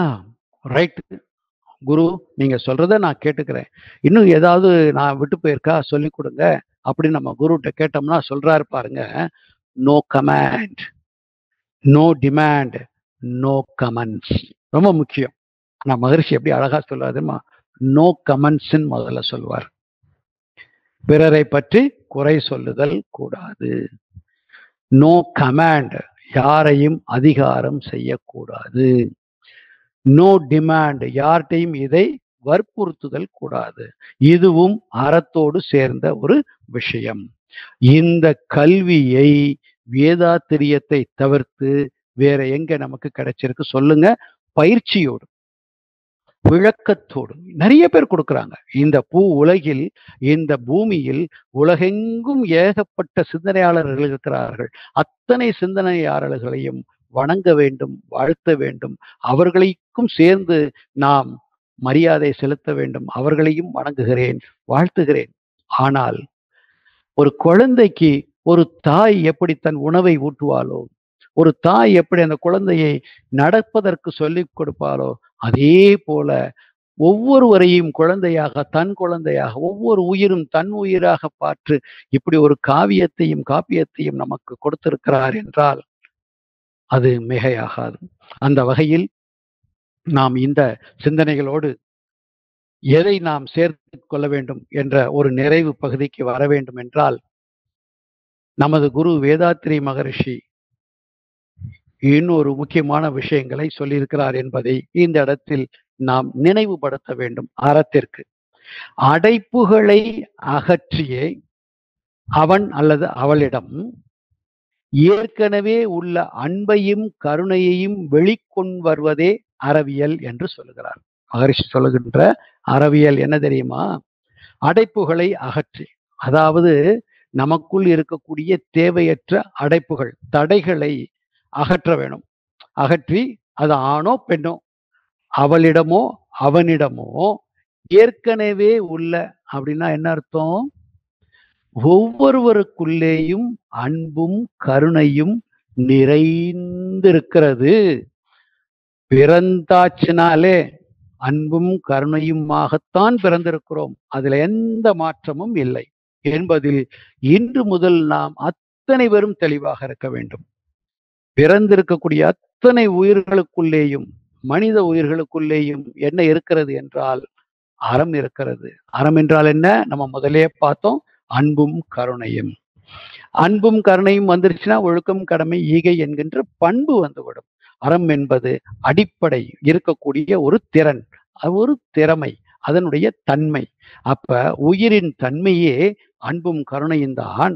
அப்ப அடைப்புகளை அகற்றி அவனோ அவளிடமோ ஏற்கனவே உள்ள அன்பையும் கருணையும் வெளியே கொண்டு வருவதுதான் அறவியல் கல்வி. அந்த கல்விதான் வேதாத்திரிய கல்வி. மனிதனில் உள் உறையும் தெய்வீகத்தை, மனிதனில் உள் உறையும் தெய்வீகத்தை வெளிக்கொண்டு வருவதே கல்வி. அந்த கல்விதான் எது? வேதாத்திரியம்.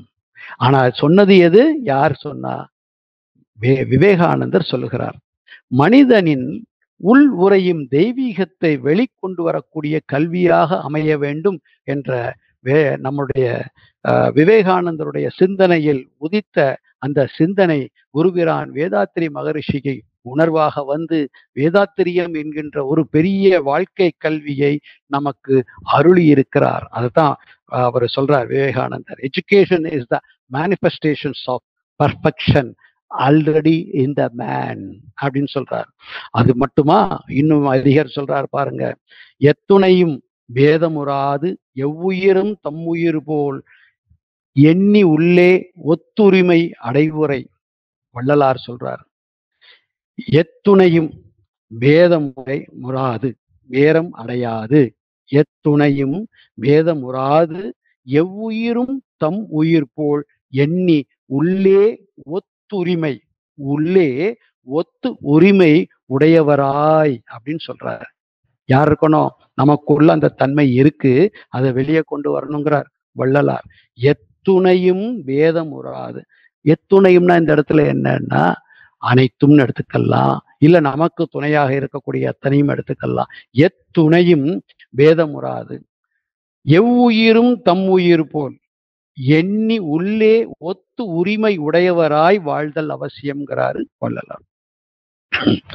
சுமார் 800 கோடி மக்கள் உள்ள இந்த பூ உலகில் தனது குடும்பம், சுற்றம் என்று ஒவ்வொருவரும் தலா 25 பேரிடமாவது இந்த அறவியல் தன்மையோடு வாழ முனைய வேண்டும்.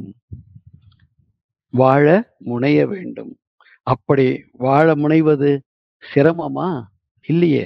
800 கோடி மக்கள் இருக்கிற இடத்துல அட்லீஸ்ட் நாம ஒரு 25 பேரிடமாவது ஒவ்வொரு மனிதரும் சிந்திப்போமே.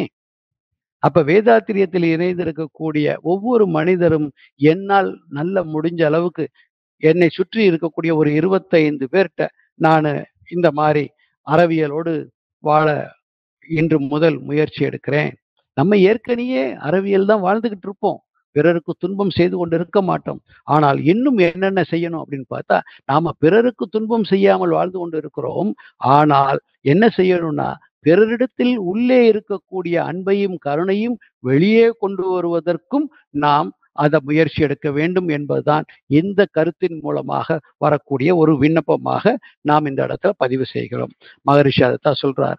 கல்வி எனில் எழுத்து, தொழில், ஒழுக்கம், ஞானம் கற்பது, பின் வாழ்வதும் நிற்பதும் ஆம். ரொம்ப அழகா சொல்றார். கிட்டத்தட்ட நிறைவு பகுதிக்கு வந்து கொண்டிருக்கிறோம். கல்வி எனில் எழுத்து, தொழில், ஒழுக்கம், ஞானம் கற்பதும், பின் வாழ்வதும் நிற்பதுமா. கற்க கசடு அற கற்பவை கற்ற பின் நிற்க அதற்கு தக என்று வள்ளுவம் சொன்னதற்கு இங்கு பயிற்சியையும் பாடத்தையும் விளக்கத்தையும் அருளிய வேதாத்திரி மகரிஷியின் வேதாத்திரியம் சொல்கிறது, கல்வி எனில் எழுத்து, தொழில், ஒழுக்கம், ஞானம் கற்பதும் பின் வழுவாது நிற்பதும் ஆகும். கற்றதோடு நிற்கக்கூடாது, கற்றபடி நிற்க வேண்டும். கல்வியிலே மக்கள் பெரும்பாலோர் தேர்ந்து கருத்து, உடல், அரசு, பொருள் நலம் உணர்ந்து. கல்வியிலே மக்கள் பெரும்பாலோர் தேர்ந்து எந்த கல்வியில? மேலே சொன்ன கல்வியில பெரும்பாலோர் தேர்ந்து கருத்து, உடல், அரசு, பொருள் நலம் உணர்ந்து கல்வியிலே மிக்கோரே ஆட்சி ஏற்க கடமைகளை புரிந்திட ஒத்துழைத்தார். ஆனால் கல்வியினால் கருத்துயர்ந்து அன்பு ஓங்கும். கருத்துயர்வில் நூல்களாம் செயல்கள் உண்டாகும். கருத்துயர்வில் நூல்களாம் செயல்கள் உண்டாகும் அப்படின்னு வேதாத்திரி மகரிஷி அருமையாக சொல்லுகிறார். அப்ப நாம அறிவியலையும் நமக்கு கொடுத்திருக்கிறார். அறிவு என்ற சப்ஜெக்டுக்கு வேதாத்திரி மகரிஷி ஏகப்பட்ட விளக்கங்கள் கொடுத்திருக்கிறார். இன்னைக்கு நம்ம கொஞ்சோண்டு தான் பார்த்திருக்கோம். இன்னும் நிறைய விஷயங்கள் இணைந்திருக்கக்கூடிய அத்தனை அன்பர்களுக்கும் நிறைய தெரியும். அவர்களுக்கே நிறைய விஷயங்கள் தெரியும். இருந்தாலும் உங்களுக்கு இது தெரிந்த விஷயமாக இருந்தாலும் இன்று இருக்கக்கூடிய விஷயங்களும் அதோடு சேர்த்து நிறைய விஷயங்களை நம் வாழ்வில் தினமும் சிந்தித்து சிந்தித்து அனைத்துயிரும் ஒன்றென்று அறிந்த அடிப்படையில் ஆற்றும் கடமையெல்லாம் அன்பின் செயலாகும் என்ற மகரிஷியின் வரிகளை நினைவு கூர்ந்து அனைத்துயிரும் ஒன்றென்று அறிந்த அடிப்படையில் அனைத்துயிரும் ஒன்று என்று அறிந்த அடிப்படையில் ஆற்றும் கடமையெல்லாம் அன்பின் செயலாகும் அப்படின்ன ஒரு சிந்தனையோடு அறிவியலும் அறமும் என்ற தலைப்பில் அறிவியலும் அறவியலும் என்ற தலைப்பில் ஒரு சிறிய சிற்றுரையை ஆய்வுரையை நாம் இன்று கலந்து ஆய்வு செய்து நம்முள் பதிய வைத்திருக்கிறோம். அந்த பதிய வைத்ததற்கு இந்த குருவுக்கு நாம் இந்த சூழ்நிலையையும் இந்த சந்தர்ப்பத்தையும் இந்த நிகழ்வையும் அவருக்கே காணிக்கையாக அவரிடத்தில் சமர்ப்பணம் செய்து நாம் அவரை சூக்குமமாக மனதில் நினைத்து ஒரு சங்கல்பம், இன்று முதல் நாம் ஒவ்வொருவரும் இயன்ற அளவு தன்னை சுற்றி இருப்பவர்கள் 25 பேரிடமாவது அறிவியலும் அறவியலும் சார்ந்த சிந்தனைகளை பகிர்ந்து வாழ முனைய வேண்டும் என்ற விண்ணப்பத்தோடு இந்த உரைக்கை நிறைவு செய்து வாழ்க வளமுடன் என்று வாழ்த்தி நிறைவு செய்கிறேன். சிந்தனையாளர்களே வாழ்க வளமுடன். ஐயா வணக்கம் ஐயா, வாழ்க வளமுடன். வாழ்க வளம். பாதியில இருந்தா ஐயா நான் கிளாஸ் போயிட்டு வந்ததுனால பாதியில இருந்தா கேட்டேன். சரி. கேட்டது வரைக்கும் எனக்கு ரொம்ப நான் பல நூல்கள இந்த மாரி வேதாத்திரியம் படிக்க முடியலையே! இப்பதான் நான் வந்து சேர்ந்தேன் மனவளக்கலையில. நூல்கள படிக்க முடியலையேன்னு ஒரு ஏக்கமா இருந்தது. ஆனா, இந்த Zoom மீட்டிங் டெய்லி கேட்க கேட்க, நமக்காக ஒருத்தர் உழைச்சு எடுத்துட்டு வந்து குடுக்கும்போது, அதுவும் நீங்க எப்படி எசன்ஸா குடுக்குறீங்க. ஜூஸா உடனே உடம்புல போய் அப்படியே எனர்ஜி வருது. உங்களுக்கு ரொம்ப நன்றி ஐயா. ஏன்னா, எங்களுக்கு எப்படி படிக்கணும்னு தெரியல, எப்படி பயன்படுத்தணும்னு தெரியல. இன்னைக்கு உங்களுடைய கருத்து என்ன பண்ணணுன்றத தெளிவா சொன்னீங்க.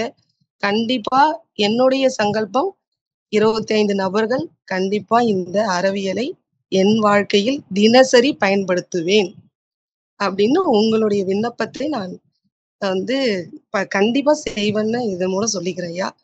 இதுவும் என்னுடைய ஆன்ம நிலைக்கு உயர்வுக்கு தான் அப்படின்றதையும் எனக்கு புரிஞ்சுக்கிட்டேன்.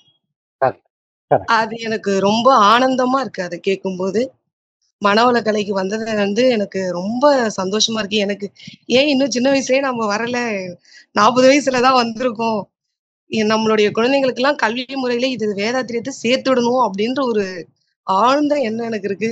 அது சீக்கிரமா செயல்முறையில வரும்ன்ற நம்பிக்கையும் இருக்குங்க ஐயா. உறுதியா குருவின் துணையோடு உங்களுடைய ஒவ்வொரு எண்ணங்களும் அருமையாக நிறைவேறும் அம்மா. வாழ்த்துக்கள். நன்றி ஐயா. ரொம்ப ரொம்ப நன்றி ஐயா. தொடர்ந்து பல இத மாரியான எங்களுக்கு தெரியல. எத படிக்கணும்னு தெரியல. எப்படி படிக்கணும்னு தெரியல. இத மாரி சொல்லும்போது எதையும் படிக்கலன்ற அந்த ஏக்கமும், அந்த குற்ற உணர்வும் போயிடுச்சு. ஓ! இத படிக்கலையே, அத படிக்கலையே நேரத்த வீணாக்கிட்டோமே! அப்படின்னு ஒரு குற்ற உணர்வு இருந்துச்சு. அதுவும் இப்ப நீங்க இது மாரி கேட்கும்போது, இனிமே படிக்கலன்னா என்ன? இதோ தான் சொல்றாங்களே, இத ஃபாலோ பண்ணா போதும். அப்படின்ற ஒரு மன உயர்வு வருது. இருந்தாலும் ஒரு சிறிய விண்ணப்பம். சொல்லுங்க ஐயா. தினமும் சொல்லுங்க. தினமும் ம். ஒரே ஒரு பாடல் மகரிஷியுடைய ஞான களஞ்சியம் ஆ. எடுத்து ஏதாவது ஒரு பாடல் இல்ல வரிசையாக ஒரு ஒரு ம். அத்தியாயத்தை எடுத்து சரிங்க அந்த ஐயா. அத்தியாயத்தை முழுசா தினமும் ஒரு பாடல் மட்டும் படிங்க. கண்டிப்பா அல்லது ஐயா. அந்த ஒரு பாடலில் 2 ம். வரியை மட்டும் அர்த்தம் புரியிற வரைக்கும் மீண்டும் மீண்டும் படிங்க.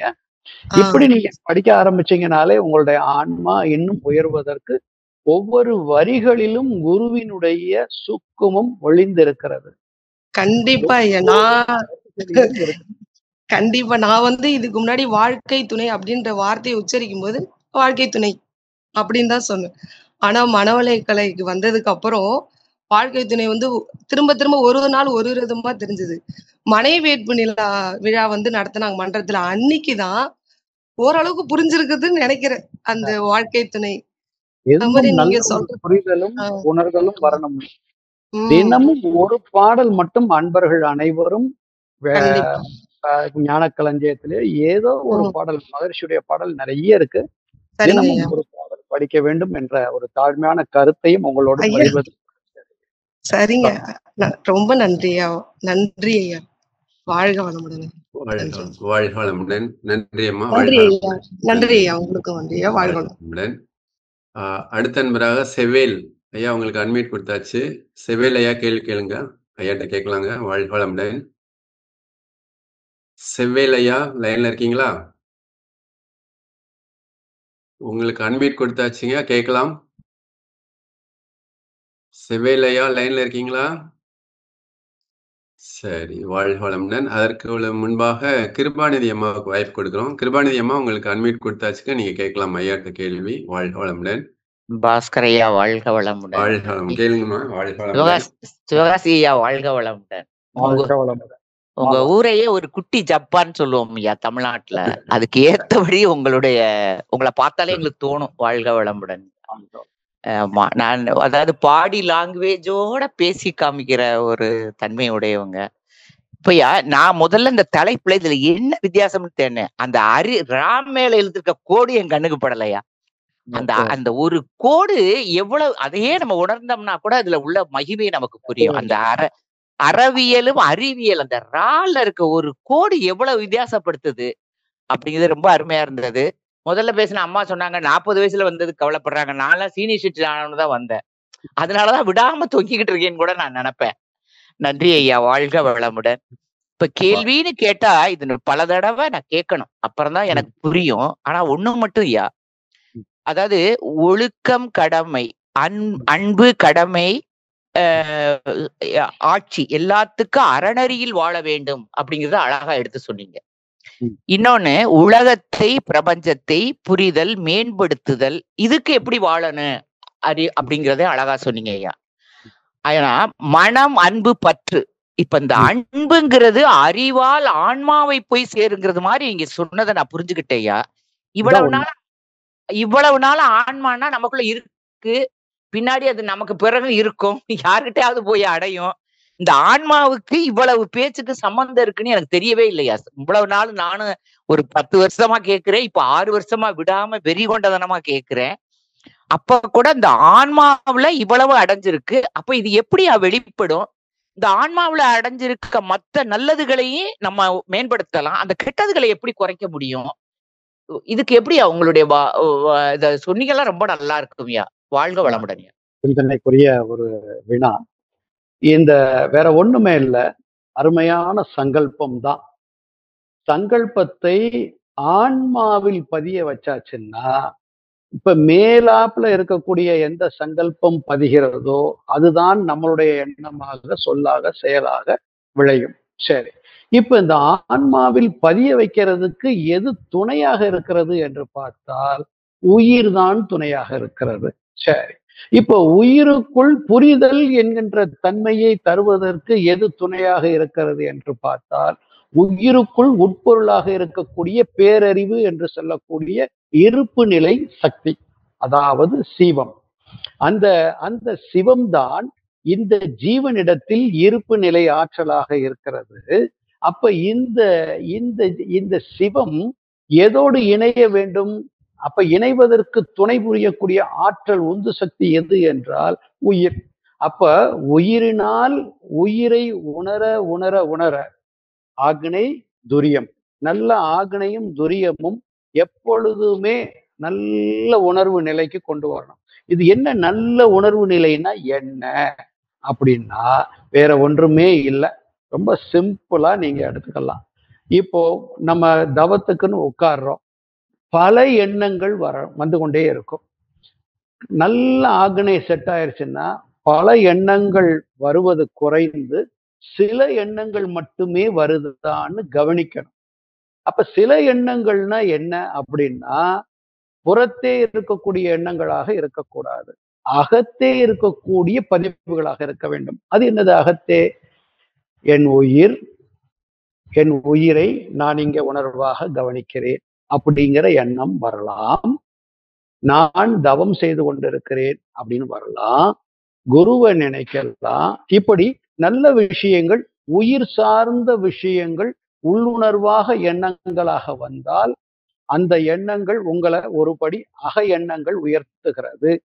இந்த அக எண்ணங்கள் இங்கே இருந்து மேல துரியத்துக்கு கொண்டு வரும் பொழுது அந்த உணர்வும் இல்லாமல் ஒரு தொடு உணர்வு, மென்மையான தொடு உணர்வு போல துரியத்தில் அந்த ஒரு உணர்வு மட்டுமே, உணர்வு என்கின்ற ஒரு தன்மை மட்டுமே உங்க உயிர் உணர வேண்டும். அப்ப உயிர் உணர்கிறது என்றால் உணர்த்துவது அந்த அறிவு, அதாவது அந்த எழுச்சி, அந்த தன்மை, அதுதான் உணர்த்துகிறது.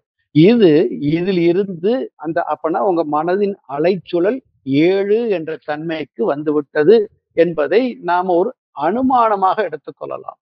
ஆனா டக்குன்னு அந்த ஒரு செகண்ட் தான், அந்த ஒரு செகண்டுக்கு அப்புறம் திருப்பி நம்மளுடைய மனம் வெளியே போகலாம், அல்லது புறத்தே இருக்கக்கூடிய அலை வந்து ஸ்பரிசம் நம்மளுடைய உடல் மூலமாக, செவிகள் மூலமாக அல்லது காதுகள் மூலமாக நம்மளுடைய மோதும் போது அலையின் தன்மை அதுதானே, மோதுதல், பிரதிபலித்தல், சிதறுதல், ஊடுருவுதல், ஊடாடுதல் தான் அலையின் தன்மை.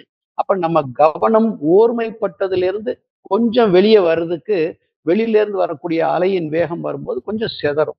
ஆனால் அந்த தன்மையும் நம்ம கிட்ட இன்னும் உயர்ந்து கொண்டே இருக்கிறது அப்படின்னா அந்த வெளியிலேருந்து வரக்கூடிய அலையின் மோதுதலும் நாம அதை இக்னோர், அதை சட்ட செய்யாம இருக்கக்கூடிய தன்மை நம்மளுடைய இந்த ஆன்மாவுக்கு, அதாவது இந்த உயிருக்கு, இந்த அலை இயக்கத்திற்கு வந்துருச்சு அப்படின்னா புறத்தாக்குதல், அதான் மகரிஷி சொல்லியிருப்பார், பிறர் மனம் தூண்டுதல், பழக்கம், பிற தாக்குதல், இதுல நம்மளுடைய ஆன்மா விழிப்படைஞ்சிருச்சுன்னு அர்த்தம். அப்ப விழிப்படைந்த நிலையில் இங்கே வரும்பொழுது இன்னும் அந்த பழக்கத்தின் மூலமாக இந்த உயிரை, எப்பொருளை, எச்செயலை, எக்குணத்தை, எவ்வுயிரை ஒருவர் அடிக்கடி நினைத்தால் அப்பொருளின் தன்மையாய் நினைப்போர் ஆற்றல் அறிவினிலும் உடலிலும் மாற்றம் காணும். அப்ப இந்த உயிர் பேரறிவை, யூகத்தில் பேரறிவை நினைத்து நினைத்து நினைத்து, அந்த பேரறிவுக்கு போறதுக்கு முன்னாடி நமக்கு என்ன கொடுத்துட்றாங்க? பஞ்சபூத நவகிரக தவம் கொடுத்துருக்குறாங்க. அப்ப இந்த பிரபஞ்சத்தையும் நினைத்து பிரபஞ்சத்தின் மூலமாக பேரறிவோடு இணையும் பொழுது இந்த ஆன்மாவுக்கு அந்த பேரறிவினுடைய ஆற்றல் பதிவுகள் வரும் பொழுது தூய்மை அடைகிறது. அப்ப நம்மையும் அறியாமல் இந்த ஆன்மாவில் இருக்கக்கூடிய ஏற்கனவே உள்ள பழைய பதிவுகள் இப்ப நிகழ்காலத்தில் ஆகாமியத்தில் நல்லதையே என்ன செய்யும், நல்லதையே சொல்ல செய்யும், நல்லதையே செயல்படுத்த வைக்கும். இது இயல்பு. இது இப்பவும் உங்களிடத்தில் நடந்து கொண்டுதான் இருக்கும். ஆனால் அதை நாம கவனிச்சிருக்க மாட்டோம். இன்னும் கொஞ்சம் கவனித்தால் இதனுடைய தன்மையை உயர்த்தி கொள்ளலாம். அவ்வளவுதான், சிம்பிள். அப்ப உயிரை உணர்தல் தான் தவம் தான். தவத்தை கவனிக்க கவனிக்க எண்ண சிதறல்கள் குறைகிறதா என்று பாருங்கள். இதுல இப்படியே பழக்கப்படுத்த அப்ப அந்த ஆன்மாவும் தூய்மை அடையும். அப்ப ஆன்மாவில் நீங்க எதை புதிதாக பதிவு செய்கிறீர்களோ, அதாவது ஆகாமியத்தில் எதை நாம் புதிதாக பதிவு செய்கிறோமோ, இப்ப உதாரணத்திற்கு ஒரு நல்ல சங்கல்பம் இருக்கிறது. அந்த சங்கல்பத்தை மனதிற்குள் நீங்க பதிவு செய்யணும். மனம்னா என்னது? காந்தம். சோ மனதிற்குள் பதிவு செய்யும் பொழுது காந்தத்தில் பதிவு செய்ய காந்தத்தின் மையமாகிய கருமையத்தில் போய் அது பதிவாகும் பொழுது அதுவே காந்த சுழற்சியில் இந்த உடலில் இருக்கக்கூடிய எல்லா செல்களுக்கும் பதிவாகி அது பிரபஞ்சம் வரைக்கும் விரியும் பொழுது அங்க இருக்கக்கூடிய நல்ல பதிவுகளையும் சேர்த்து உள்ளே கொண்டு வரும் பொழுது இயல்பாகவே நாம் தூய்மை அடைந்தவர்களாகவும் நம் எண்ணம் தூய்மையாகவும் சொல்லும் செயலும் பிறருடைய கோபதாபங்கள் நம்மை வந்து தாக்கினாலும் அதை ஏற்றுக்கொள்ளக்கூடிய பக்குவமும் இந்த ஆன்மாவுக்கு கிடைக்கும் என்பதுதான் மகரிஷியினுடைய கருத்து. அவர் வாழ்ந்ததை பார்க்கும் பொழுது அவருக்கும் இதே ஏற்பட்டிருக்கும். அத்தனைக்கும் பொறுமையாக இருக்கிறதுனாலதான் 2003 வரைக்கும் பாடல்கள் எழுதியிருக்கிறாரு. அத்தனையும் அவருடைய ஆன்மா சிதறல் இல்லாமல் எண்ணத்தில் ஓர்மை இருந்ததனால் அவரால் செய்ய முடிந்தது. அதுவே நாம் உதாரணமாக எடுத்துக்கொண்டு நாம் வாழ்க்கையில் மிகவும் சிறப்பாக, எளிமையாக, சிறப்பாக வாழ முடியும் என்ற கருத்தை தங்களோடு பகிர்ந்து கொள்கிறேன். வாழ்க வளமுடன். ஐயா, வாழ்க வளமுடன். உண்மையிலே நான் இன்னைக்கு ஒரு புது விஷயம் அறிஞ்சுக்கிட்டேன். கண்டிப்பா தவம் செஞ்சு அடுத்து நீங்க பேசல உங்கள்ட்ட இதை பத்தி நான் சொல்றேன் ஐயா. நன்றி ஐயா, வாழ்க வளமுடன்.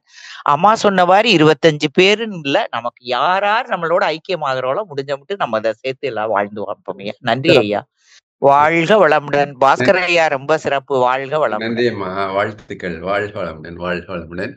அடுத்த அன்பராக மதன் மோகன் தேங்க்யூர் ஐயா, உங்களுக்கு அன்மியூட் கொடுத்தாச்சு. நீங்க வந்து கேட்கலாம் ஐயாட்ட கேள்வி. வாழ்க வளமுடன் ஐயா. வாழ்க வளமுடன் ஐயா. ஐயா வாழ்க வளமுடன் ஐயா. ஒரே மிகவும் சிறப்பா இருந்தது ஐயா. அந்த அதாவது நம்ம வேதத்திற்தான் வாழ்ந்து கொண்டிருக்கிறோம். ஆனா சிலர் நடவடிக்கையாலையோ அவங்கள ஒத்துழைமையாளர் சிலர் நம்மளுக்கு துர்க்குணம் வருதுங்க ஐயா. அது விலங்கின பதிவா என்னமா தெரியலைங்க. எப்படி நம்ம துர்நாட்டத்தை வெறுக்கிறோமோ அது மாதிரி நம்ம துர்க்குணம் வந்ததை நம்ம வெறுக்கிறோங்க. நம்ம ஆன்மாவுக்கு தெரியுது, நம்ம அறிவுக்கும் தெரியுதுங்க ஐயா. இருந்தாலும் அது வந்து சந்தர்ப்ப சூழ்நிலை நடவடிக்கையால வருதுங்க. அது எப்படி ஐயா போக்குறது? அருமை அருமை. அடுத்த நிமிஷம் மாறிடுங்க, அடுத்த நிமிஷம் இறங்கிறேங்க. இருந்தாலும் ஒரு நிமிஷம் நம்மளை ஆக்கிரமிக்க பாக்குதுங்க. அதுதான் இப்போ கேள்விக்குள்ளே பதிலும் இருக்கிறது. அதாவது ஒரு கட்டியில் இருக்கும் இல்லையா, கேள்வியும் நானே பதிலும் நானேங்கிற மாதிரி உங்களுடைய ஆன்மா வெளிப்பு நிலையில் இருக்கிறதுனாலதான் அந்த இதையும் நீங்க நோட் பண்ணிருக்கீங்க. வரக்கூடாது அப்படிங்கறத நோட் பண்ணிருக்கீங்க. எப்ப அந்த விழிப்பு நிலைக்குள் நம்மளுடைய ஆன்மா வந்து விட்டதோ அப்பவே நாம் மேற்கொண்டு ஏன்னா அதுல ஒரு அழுத்தம் இருக்கும். புதிதாக நமக்கு அது உயர்வதற்கு வாய்ப்பு இல்லை. காலப்போக்குல அந்த எண்ணம் சொல்லாக வருவது அடுத்து என்னவாக மாறும்னா மனசுக்குள்ள ஒரு அழுத்தமாக மாறும். காலப்போக்குல அதை அப்படியே விட்டுட்டீங்க அப்படின்னா அந்த மனசுக்குள்ள கூட அந்த எண்ணம் எழுச்சியடாம போயிடும். இவ்வளவுதான். இப்ப உங்களுக்கு லேசா உதயமாயிருக்கு இல்லையா, அப்ப இனிமே அப்ப வராது, வரக்கூடாது அப்படிங்கிற ஒரு சங்கல்பம் உங்க மனசுக்குள்ள இருக்குங்கிறது தான் இதுக்கு உதாரணம். அந்த சங்கல்பத்தை சரி, இப்ப நீங்க உணர்ந்த உடனே இனிமே வரக்கூடாதுன்னு நீங்க ஒரு முடிவு எடுக்கிறீங்க பாத்தீங்களா? அந்த முடிவை குருவை நல்லா மனசுல நினைச்சிட்டு குருவிட்ட உங்களை சரணடைஞ்சிட்டு, குருவே இனி ஒரு சூழ்நிலையில் எனக்கு இது வராமல் நீங்க தான் பார்த்துக்கணும்னு சொல்லிட்டு நீங்க உள்ள வச்சிட்டீங்கன்னா, மனசுல கூட அந்த எண்ணம் லேசா உதயமாகும் போதே குரு உங்களை வந்து ஒரு ஒரு உணர்வை கொடுத்துருவாரு. அப்ப எதுக்கு நம்ம ஆன்மா தூய்மை அடைஞ்சிருச்சு, தேவையில்லாம நம்ம ஒரு பதிவை உள்ள பதிய வைக்க கூடாதுன்னு உங்களுக்கு ஒரு உணர்வு வருகிறது என்றால், அந்த உணர்வு குருவின் துணையோடு தான் வருகிறது. அதனால அந்த அந்த உணர்வு உங்களுக்கு வர வேண்டும் என்றால் குருவை சூக்குமமாக உங்களோட இணைத்து கொண்டு சங்கல்பம் செய்யுங்கள். நிவாரணம் உறுதியாக கிடைக்கும். என்னைக்கோ ஒரு நாள் தான் வருங்க. என்னைக்கோ ஒரு நாள் தான் வருதுங்க ஐயா. சரியா போகும். அப்ப இன்னொரு கேள்விங்க ஐயா. இப்ப அறிவியல் வளர வளர அறவியல் குறையிற மாதிரி தெரியுதுங்க ஐயா. அது எப்படிங்க அது? அறிவியல் புறத்தே வளர வளர, அதான் வேதாத்திரியம் சொல்கின்ற அறிவியல், அதான் நம்ம கடைசியில பார்த்தோம். அதான் புற அறிவியல் ஒன்று, அக அறிவியல் ஒன்று. புற அறிவியல் என்பதுதான் மீதி எல்லா விஷயத்துக்கும் புற அறிவியல் தேவை. எல்லா விஷயத்துக்கும் அப்ளை பண்ணக்கூடிய அப்ளிகேஷன் ஃபார்முலா ஒண்ணுதான். ஆராய்ச்சி, தெளிவு, முடிவு, தேவை, உணர்ச்சி, அப்புறம் முயற்சி, அப்புறம் நம்ம எடுக்கிறது, அனுபவம் செய்யறது, அனுபவமாகிறது, ஆராய்ச்சி, தெளிவு, முடிவு, இது எல்லாமே வந்து புறத்திற்கும் அகத்திற்கும் ஒன்றுதான். ஆனால் புற அறிவு விஞ்ஞானத்தோடு பொருளியல் சம்பந்தப்பட்டதாகவும் நம்மளுடைய வாழ்வியல் சம்பந்தப்பட்டது. அக அறிவு இயல் என்பது ஆன்மா சம்பந்தப்பட்டதாக இருக்கும். அதனாலதான் உலகில் உள்ள பொறுப்புடைய தலைவர் எல்லாம் உயிரறிவை உள்ளுணர்வாய் பெறுதல் வேண்டும் சொன்னார். அப்ப உலகில் உள்ள பொறுப்புடைய தலைவர்கள் எல்லாம் ஒரு பக்கம் இருக்கட்டும், நமக்குள்ள ஒரு பொறுப்பு என்ன வர வேண்டும் என்றால், நம்ம அறிவை இரண்டு பக்கமும் பயன்படுத்தக்கூடிய தகுதியை நாம் வளர்த்துக் கொள்ள வேண்டும். அப்ப நம்ம வாழ்க்கையை ஓட்ட முடியும். அப்ப அறிவியல் என்பது நம்மை பொறுத்தவரை இரண்டாக இருக்க வேண்டும். ஒன்று, புற வாழ்க்கைக்கு தேவையான தொழிற்கல்வி. மகரிஷி நமக்கு மனிதர்கள் வேறுபாடுகளை சொல்லியிருப்பாரு. அடுத்து பண்பாட்டு கல்வினா என்னன்னு சொல்லியிருப்பாரு. சோ பண்பாட்டு கல்வி ஒன்று இருக்கிறது, வாழ்க்கை தத்துவ கல்வி ஒன்று இருக்கிறது. சோ பண்பாட்டு கல்வியையும் நாம் வாழ்வதற்காக கற்றுக்கொண்டே ஆக வேண்டும். அப்ப பண்பாட்டு கல்வி என்பது உயிரை பற்றியான கல்வி. அப்ப இந்த ரெண்டையும் சேர்த்து நாம் வழி நடத்தி கொண்டு போகக்கூடிய ஃபார்முலா ஒண்ணுதான். மனதை, அறிவை புறத்தே செயல்படுத்தினால் அது வாழ்க்கையை உயர்த்துவதற்கு வரும். மனதை, அறிவை அகத்தே கொண்டு சென்றால் கற்றதை கொண்டு அறவழியில் வாழ்வதற்குண்டான வாழ்க்கையை வழி நடத்துவதற்கு உதவி செய்யும். இதுதான் வித்தியாசம், வேற ஒண்ணும். நன்றிங்க. வாழ்வளம் ஐயா, மிக அருமையா சிறப்பான விளக்கம் ஐயா. ஐயா வாய்ப்பு நன்றி ஐயா. வாழ்வளம் ஐயா. நன்றி. வாழ்க வளமுடன் மதன் மோகன் ஐயா. நன்றி ஐயா. வாழ்க வளமுடன். அடுத்த அன்பராக கவிதா கோவிந்தராஜன், உங்களுக்கு அன்மியூட் கொடுத்தாச்சுங்க. ஐயாட்ட கேள்வி கேட்கலாம். கவிதா கோவிந்தராஜன், கேளுங்க. வாழ்க வளமுடன் ஐயா. வாழ்க வளமுடன் ஐயா.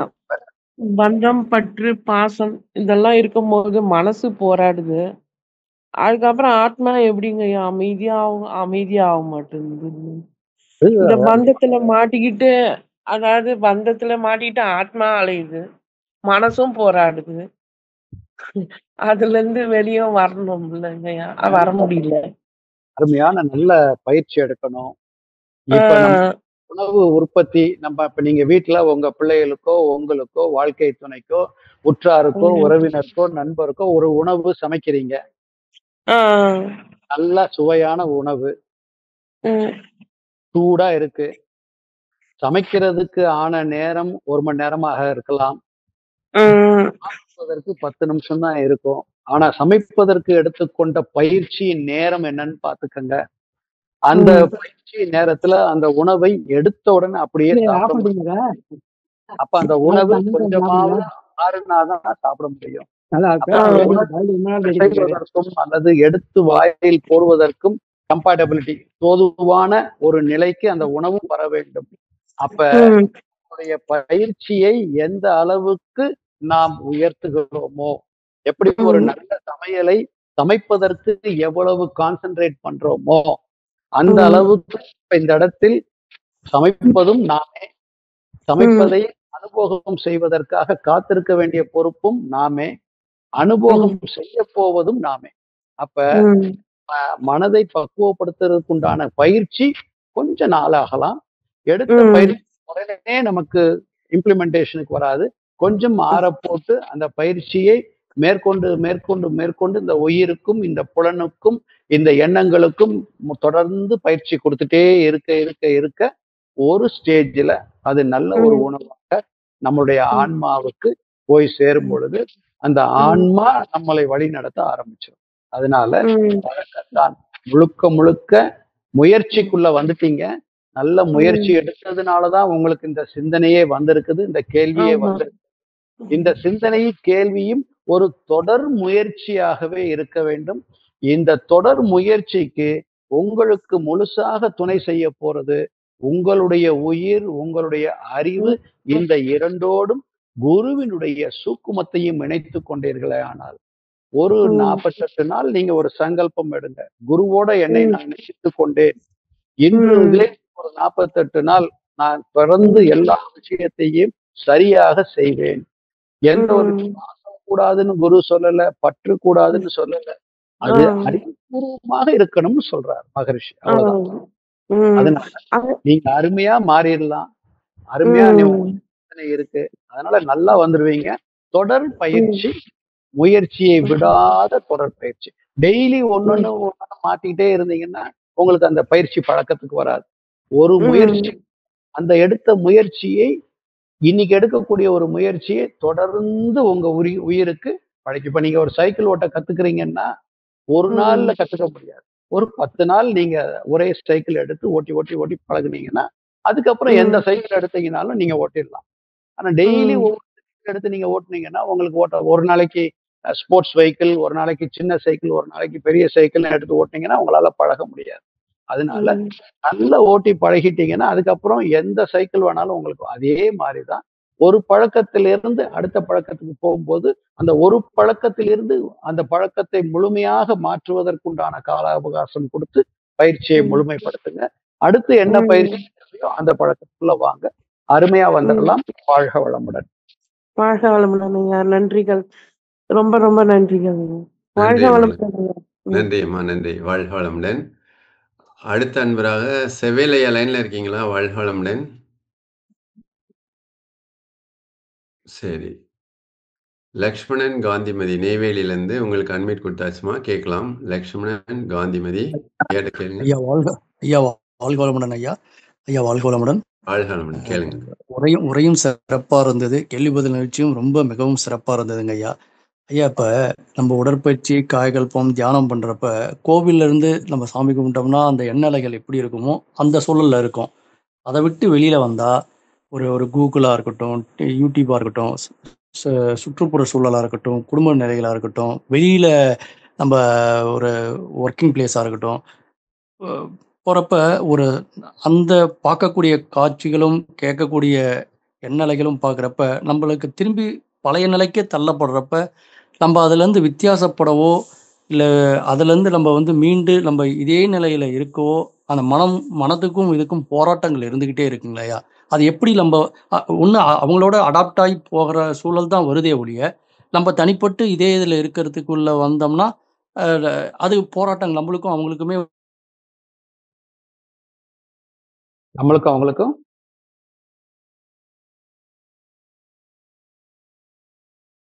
போல தண்ணி இது ஒட்டாகிறது ஒரு விஷயம். அப்புறம் இன்னொன்னு சார், இந்த பாடல் டெய்லி ஐயா உங்க வாய்ஸ் பிரேக் ஆகுதுங்க. வாய்ஸ் பிரேக் ஆகுதுங்க. பேசுங்க. வாழ்க வளமுடன் ஐயா. இப்ப கேக்குது ஐயா.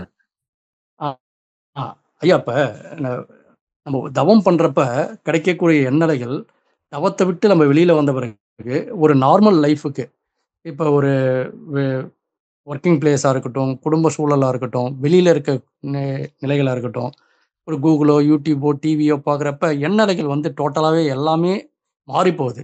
அதற்கு நம்ம அடாப்ட் ஆகிற மாதிரி நம்ம சூழலுக்கு நம்ம இருக்கிற மாதிரி அவங்களுக்கு ஒத்து போகிற மாதிரி இருந்தால் தான் சுமூகமாக வர மாதிரி இருக்குது. அப்போ அது சரியாக இருக்குது, ஒரு சிலது சரியில்லாமல் இருக்குது. அப்போ மன அலைச்சூழல் என்னடாது இப்படி ஒரு சூழல் ஏற்படுதே அப்படின்னு சொல்லி நம்மளுக்குள்ளே அது போராட்டங்கள் இருக்குதுங்க இல்லையா? அதை எப்படி நம்ம சரி பண்றது ஒரு விஷயம். பாடல்கள் வந்து டெய்லி ஒண்ணு படிச்சு அதை வந்து அர்த்தங்களோட நம்ம தெரிஞ்சுக்கிறது எப்படிங்க ஐயா? வாழ்க வளமுடன் ஐயா. இப்போ சூழ்நிலைக்கு ஏற்ப நம்மை நாம் மாற்றிக்கொள்வது சரியா தவறா என்பதுதான் உங்களுடைய கேள்வியாக இருக்குங்கிறது ஒரு அனுமானம். அதாவது தவம் செய்யும் பொழுது நாம் கண்களை மூடி அகத்தே மட்டும் பார்க்கிறோம். அப்ப நீங்க என்ன பண்ணணும் அப்படின்னா, உங்களுடைய சிந்தனை அகத்தே இருந்து புறத்தே வெளியே வரும் பொழுது சூழ்நிலையினால் நான் தாக்கப்படுகிறேன் அப்படின்னு சொல்றீங்க. இந்த சூழ்நிலையினால் தாக்கப்படுவது என்பது ஒரு இயல்பான ஒன்று. அதை மாற்றுவது ரொம்ப சிரமம். அதுக்காக மகரிஷி வந்து நீங்க எங்கேயும் தனியா போயிடணும், வீட்டை விட்டு போயிடணும் அப்படின்லாம் சொல்லவே இல்லை இல்லையா? அதனாலதான் உங்களுக்குள்ள இந்த கேள்வி. அப்ப அந்த சூழ்நிலையில் இருந்தாலும் உங்களுடைய ஆழ்மனம் கெடாமல் பார்த்து கொண்டு, இந்த சூழ்நிலையில் இருக்கக்கூடியவர்களுக்கு உங்களால் உங்களுடைய ஆன்மா கெடாமல் அவர்களோடு சேர்ந்து செய்யக்கூடிய ஒரு செயல் நன்மை தரக்கூடியதாக இருந்தால் உங்களுக்கு பிடிக்கலன்னாலும் அவங்களுக்காக செஞ்சுட்டு போயிட்டே இருக்கலாம். உங்களுக்கு அது நன்மைன்னா அந்த இடத்துல என்ன அப்படின்னா, உங்களுக்கு தேவையில்லாதது அப்படின்னு நீங்க நினைக்க வேண்டாம். அவர்களுக்கு தேவையானதாக இருக்கலாம். ஆனால் அது ஒரு தீய வழியில் அவர்களுக்கு செய்யக்கூடியதாக, அறம் இல்லாத ஒரு செயலை செய்து அவர்களுக்கு செய்யக்கூடியதாக இருந்தால் அதை செய்யணுங்கிற அவசியம் இல்லை. அந்த ஒரு கேள்வியும் உங்களுக்கு எழுச்சி பெறாது. உங்களுடைய கேள்வி சுற்றி இருப்பவர்களுடைய மனதை திருப்தி செய்வதற்காக நான் மாறலாமா அப்படின்னு கேட்குறீங்க. சுத்தி இருக்கக்கூடிய சுத்தி இருக்கக்கூடியவர்களுடைய மனதை நீங்க அதிருப்தி செய்திருக்கிறீங்கன்னு உங்களுக்குள்ள ஒரு கற்பனை இருக்குதான்னு மட்டும் பார்த்துக்கங்க. ஏன்னா அவர்களை நீங்கள் தடை செய்தால்தான், பிறர் சுதந்திரத்தில் தலையிட்டால்தான் அது தப்பே தவிர பிறர் சுதந்திரத்தை பேணுவது தவறில்லை. அதே சமயத்தில் பிறர் சுதந்திரத்தில் நீங்கள் தலையிட்டு நீ இதை செய்யக்கூடாது, அது தப்பு வரும், இது தப்பு வரும்னு அவங்க புரியாத ஸ்டேஜில் செய்யக்கூடியவங்களுக்கு தலையிடும் பொழுது அது அவர்களுக்கு சிரமத்தை ஏற்படுத்தும். அப்ப அவர்கள் புரியாமல் செய்கின்ற ஒரு விஷயத்தை புரிய வைப்பதற்குண்டான முயற்சியில் நீங்க இறங்கலாம். இல்ல உங்களுக்கு பிடிக்கலன்னா அந்த இடத்துல அமைதியாக அவர்களோடு இருந்து அந்த நிகழ்ச்சியை நிறைவு செஞ்சுட்டு வந்துடலாம். இது ஒரு விஷயம். அடுத்தது பாடல்களை அர்த்தம் புரிதல் அப்படிங்கிறது ஒண்ணுமே இல்லைங்க, ரொம்ப சிம்பிள். ஒரு வரிய ஒரே நாள்ல அர்த்தம் புரியாது. ஒரு வரிய ஒரு பாடலை, இப்போ ஒரு சின்ன உதாரணம், ஒரு சினிமா படம், உங்களுடைய 15 வயதுல நீங்க ஒரு சினிமா படம் பார்க்கும்போது அன்னைய தேதிக்கு உங்களுக்கு இருக்கக்கூடிய ஒரு புரிதல், அதே படத்தை இன்னைக்கு நீங்க பார்க்கும்போது கிடைக்கக்கூடிய ஒரு புரிதல், ரெண்டுக்கும் வித்தியாசம் இருக்கும். காரணம், அந்த வயசுல உங்களுக்கு இருக்கக்கூடிய அனுபவமும் அதற்கு இடைப்பட்ட காலத்தில் வரக்கூடிய அனுபவம் சேர்ந்து இப்போ பார்க்கக்கூடிய அதே படத்துல வரக்கூடிய அர்த்தங்கள் உங்களுக்கு வித்தியாசமாக தோன்றும். அதே போலதான் ஒரு பாடலை ஒரு நாள் படித்தால் அன்றைய உங்களுடைய மன சூழ்நிலை ஒரு அர்த்தத்தை கொடுக்கும். அடுத்த நாள் அதே பாடலை மீண்டும் படிக்கும் போது ஒரு அர்த்தத்தை கொடுக்கும். அப்ப இந்த அர்த்தத்தை புரிகிற அளவுக்கு நீங்க பாடல் படிக்க வேண்டும். பாடலை சொற்களாக வாசித்து விட்டு போவது கூடாது. அப்ப இப்போ உதாரணத்துக்கு புருவத்தின் இடை உந்தன் பூ விரலால் தொட்டு அப்படின்னா புருவத்தின் இடை. அப்ப அந்த புருவத்தின் இடைன்னா 2 புருவங்களுக்கும் மத்தியில் அப்படின்னு அந்த வார்த்தைக்கு ஒரு இமேஜ் கொடுங்க, ஒரு ஓவியம் கொடுங்க, எண்ணத்தால கொடுத்து பாருங்க, அர்த்தம் புரியும். புருவத்தின் இடை உந்தன் பூ விரலால் தொட்டு, யாரு? குருவினுடைய பூ விரலால். இந்த இடத்துல ஏன் பூ விரல்னு சொல்லியிருக்காங்க? அது சூக்குமமாக, அப்புறம் நேரடியா வந்து பருவிரல் தொட்டாலும் அந்த விரல் தொடுவதற்கும் நம்மளுடைய பருவுடல் படுவதற்கும் நடுவே ஒரு சூக்குமம் இருக்கிறது, அந்த காந்தா அலை. அதைத்தான் மகரிஷி அந்த இடத்துல புருவத்தின் இடை உந்தன் பூவிரலால் தொட்டு, அந்த அளவுக்கு மென்மை. எது மென்மையாக இருக்கும்? பருவுடல் கொஞ்சம் ஹார்டா இருக்கும், பருவுடல்ல இருந்து வரக்கூடிய காந்தம் மென்மையாக இருக்கும். அப்ப அந்த காந்தத்தின் வழியாக நமக்கு லேசா அந்த ஒரு புருவ மத்தியில டச் கொடுக்கும்போது அங்க ஒரு சுழற்சி ஏற்படுது பாருங்க, ஒரு பூ உணர்வு, மென்மையான. இன்னொரு இடத்துல பூ உலகம், இதுக்கு இன்னும் நிறைய அர்த்தம் இருக்கு, அதுக்குள்ள போக வேண்டாம். அப்ப இந்த மாதிரி நீங்க ஒவ்வொரு பூ விரலால் தொட்டு எந்த உயிர் உணர்த்தி, இந்த இடத்துல எப்படி எங்க உயிர் அப்படின்னு நீங்க யோசிக்கணும். யோசிக்கும் போது உயிரிலிருந்து விரிவடைவதுதான் காந்தம். அப்ப இந்த இடத்துல உயிரை அழுத்தமாக எப்படி விரிவடைகிறது? அழுத்தம், ஒளி, ஒளி, சுவை, மனம், இப்படி ஒவ்வொரு பாடலுக்குள்ளேயும் அதனுடைய அந்த கருத்தை, அந்த வரிகளை ஒரு இமேஜின் பண்ணுங்க, ஒரு கற்பனை பண்ணுனீங்கன்னா அர்த்தம் வந்துடும். எல்லா பாடல்களுக்குள்ளேயும் அர்த்தம் இருக்கு. அப்ப இன்று முதல் நீங்க பாடல்களை படிக்கும் பொழுது ஒவ்வொரு வரியையும் ஒரு ஒரு இமேஜின், ஒரு ஒரு ஒரு ஒரு எதை மாத்திர ஒரு சித்திரமாக மாற்றுங்கள். ஒரு சித்திரமாக மாற்றினீங்கன்னா அந்த சித்திரம் உங்களுக்கு வடிவத்தை, கருத்தை தந்துடும். சரியா? இந்த ரெண்டையும் நீங்க கடைபிடிச்சீங்கன்னா உங்களுக்கு சிறப்பான கருத்துக்கள் உங்களுக்குள்ளேயே உதயமாகும். வாழ்க வளமுடன். நம் கடமை அறவாழ்வு.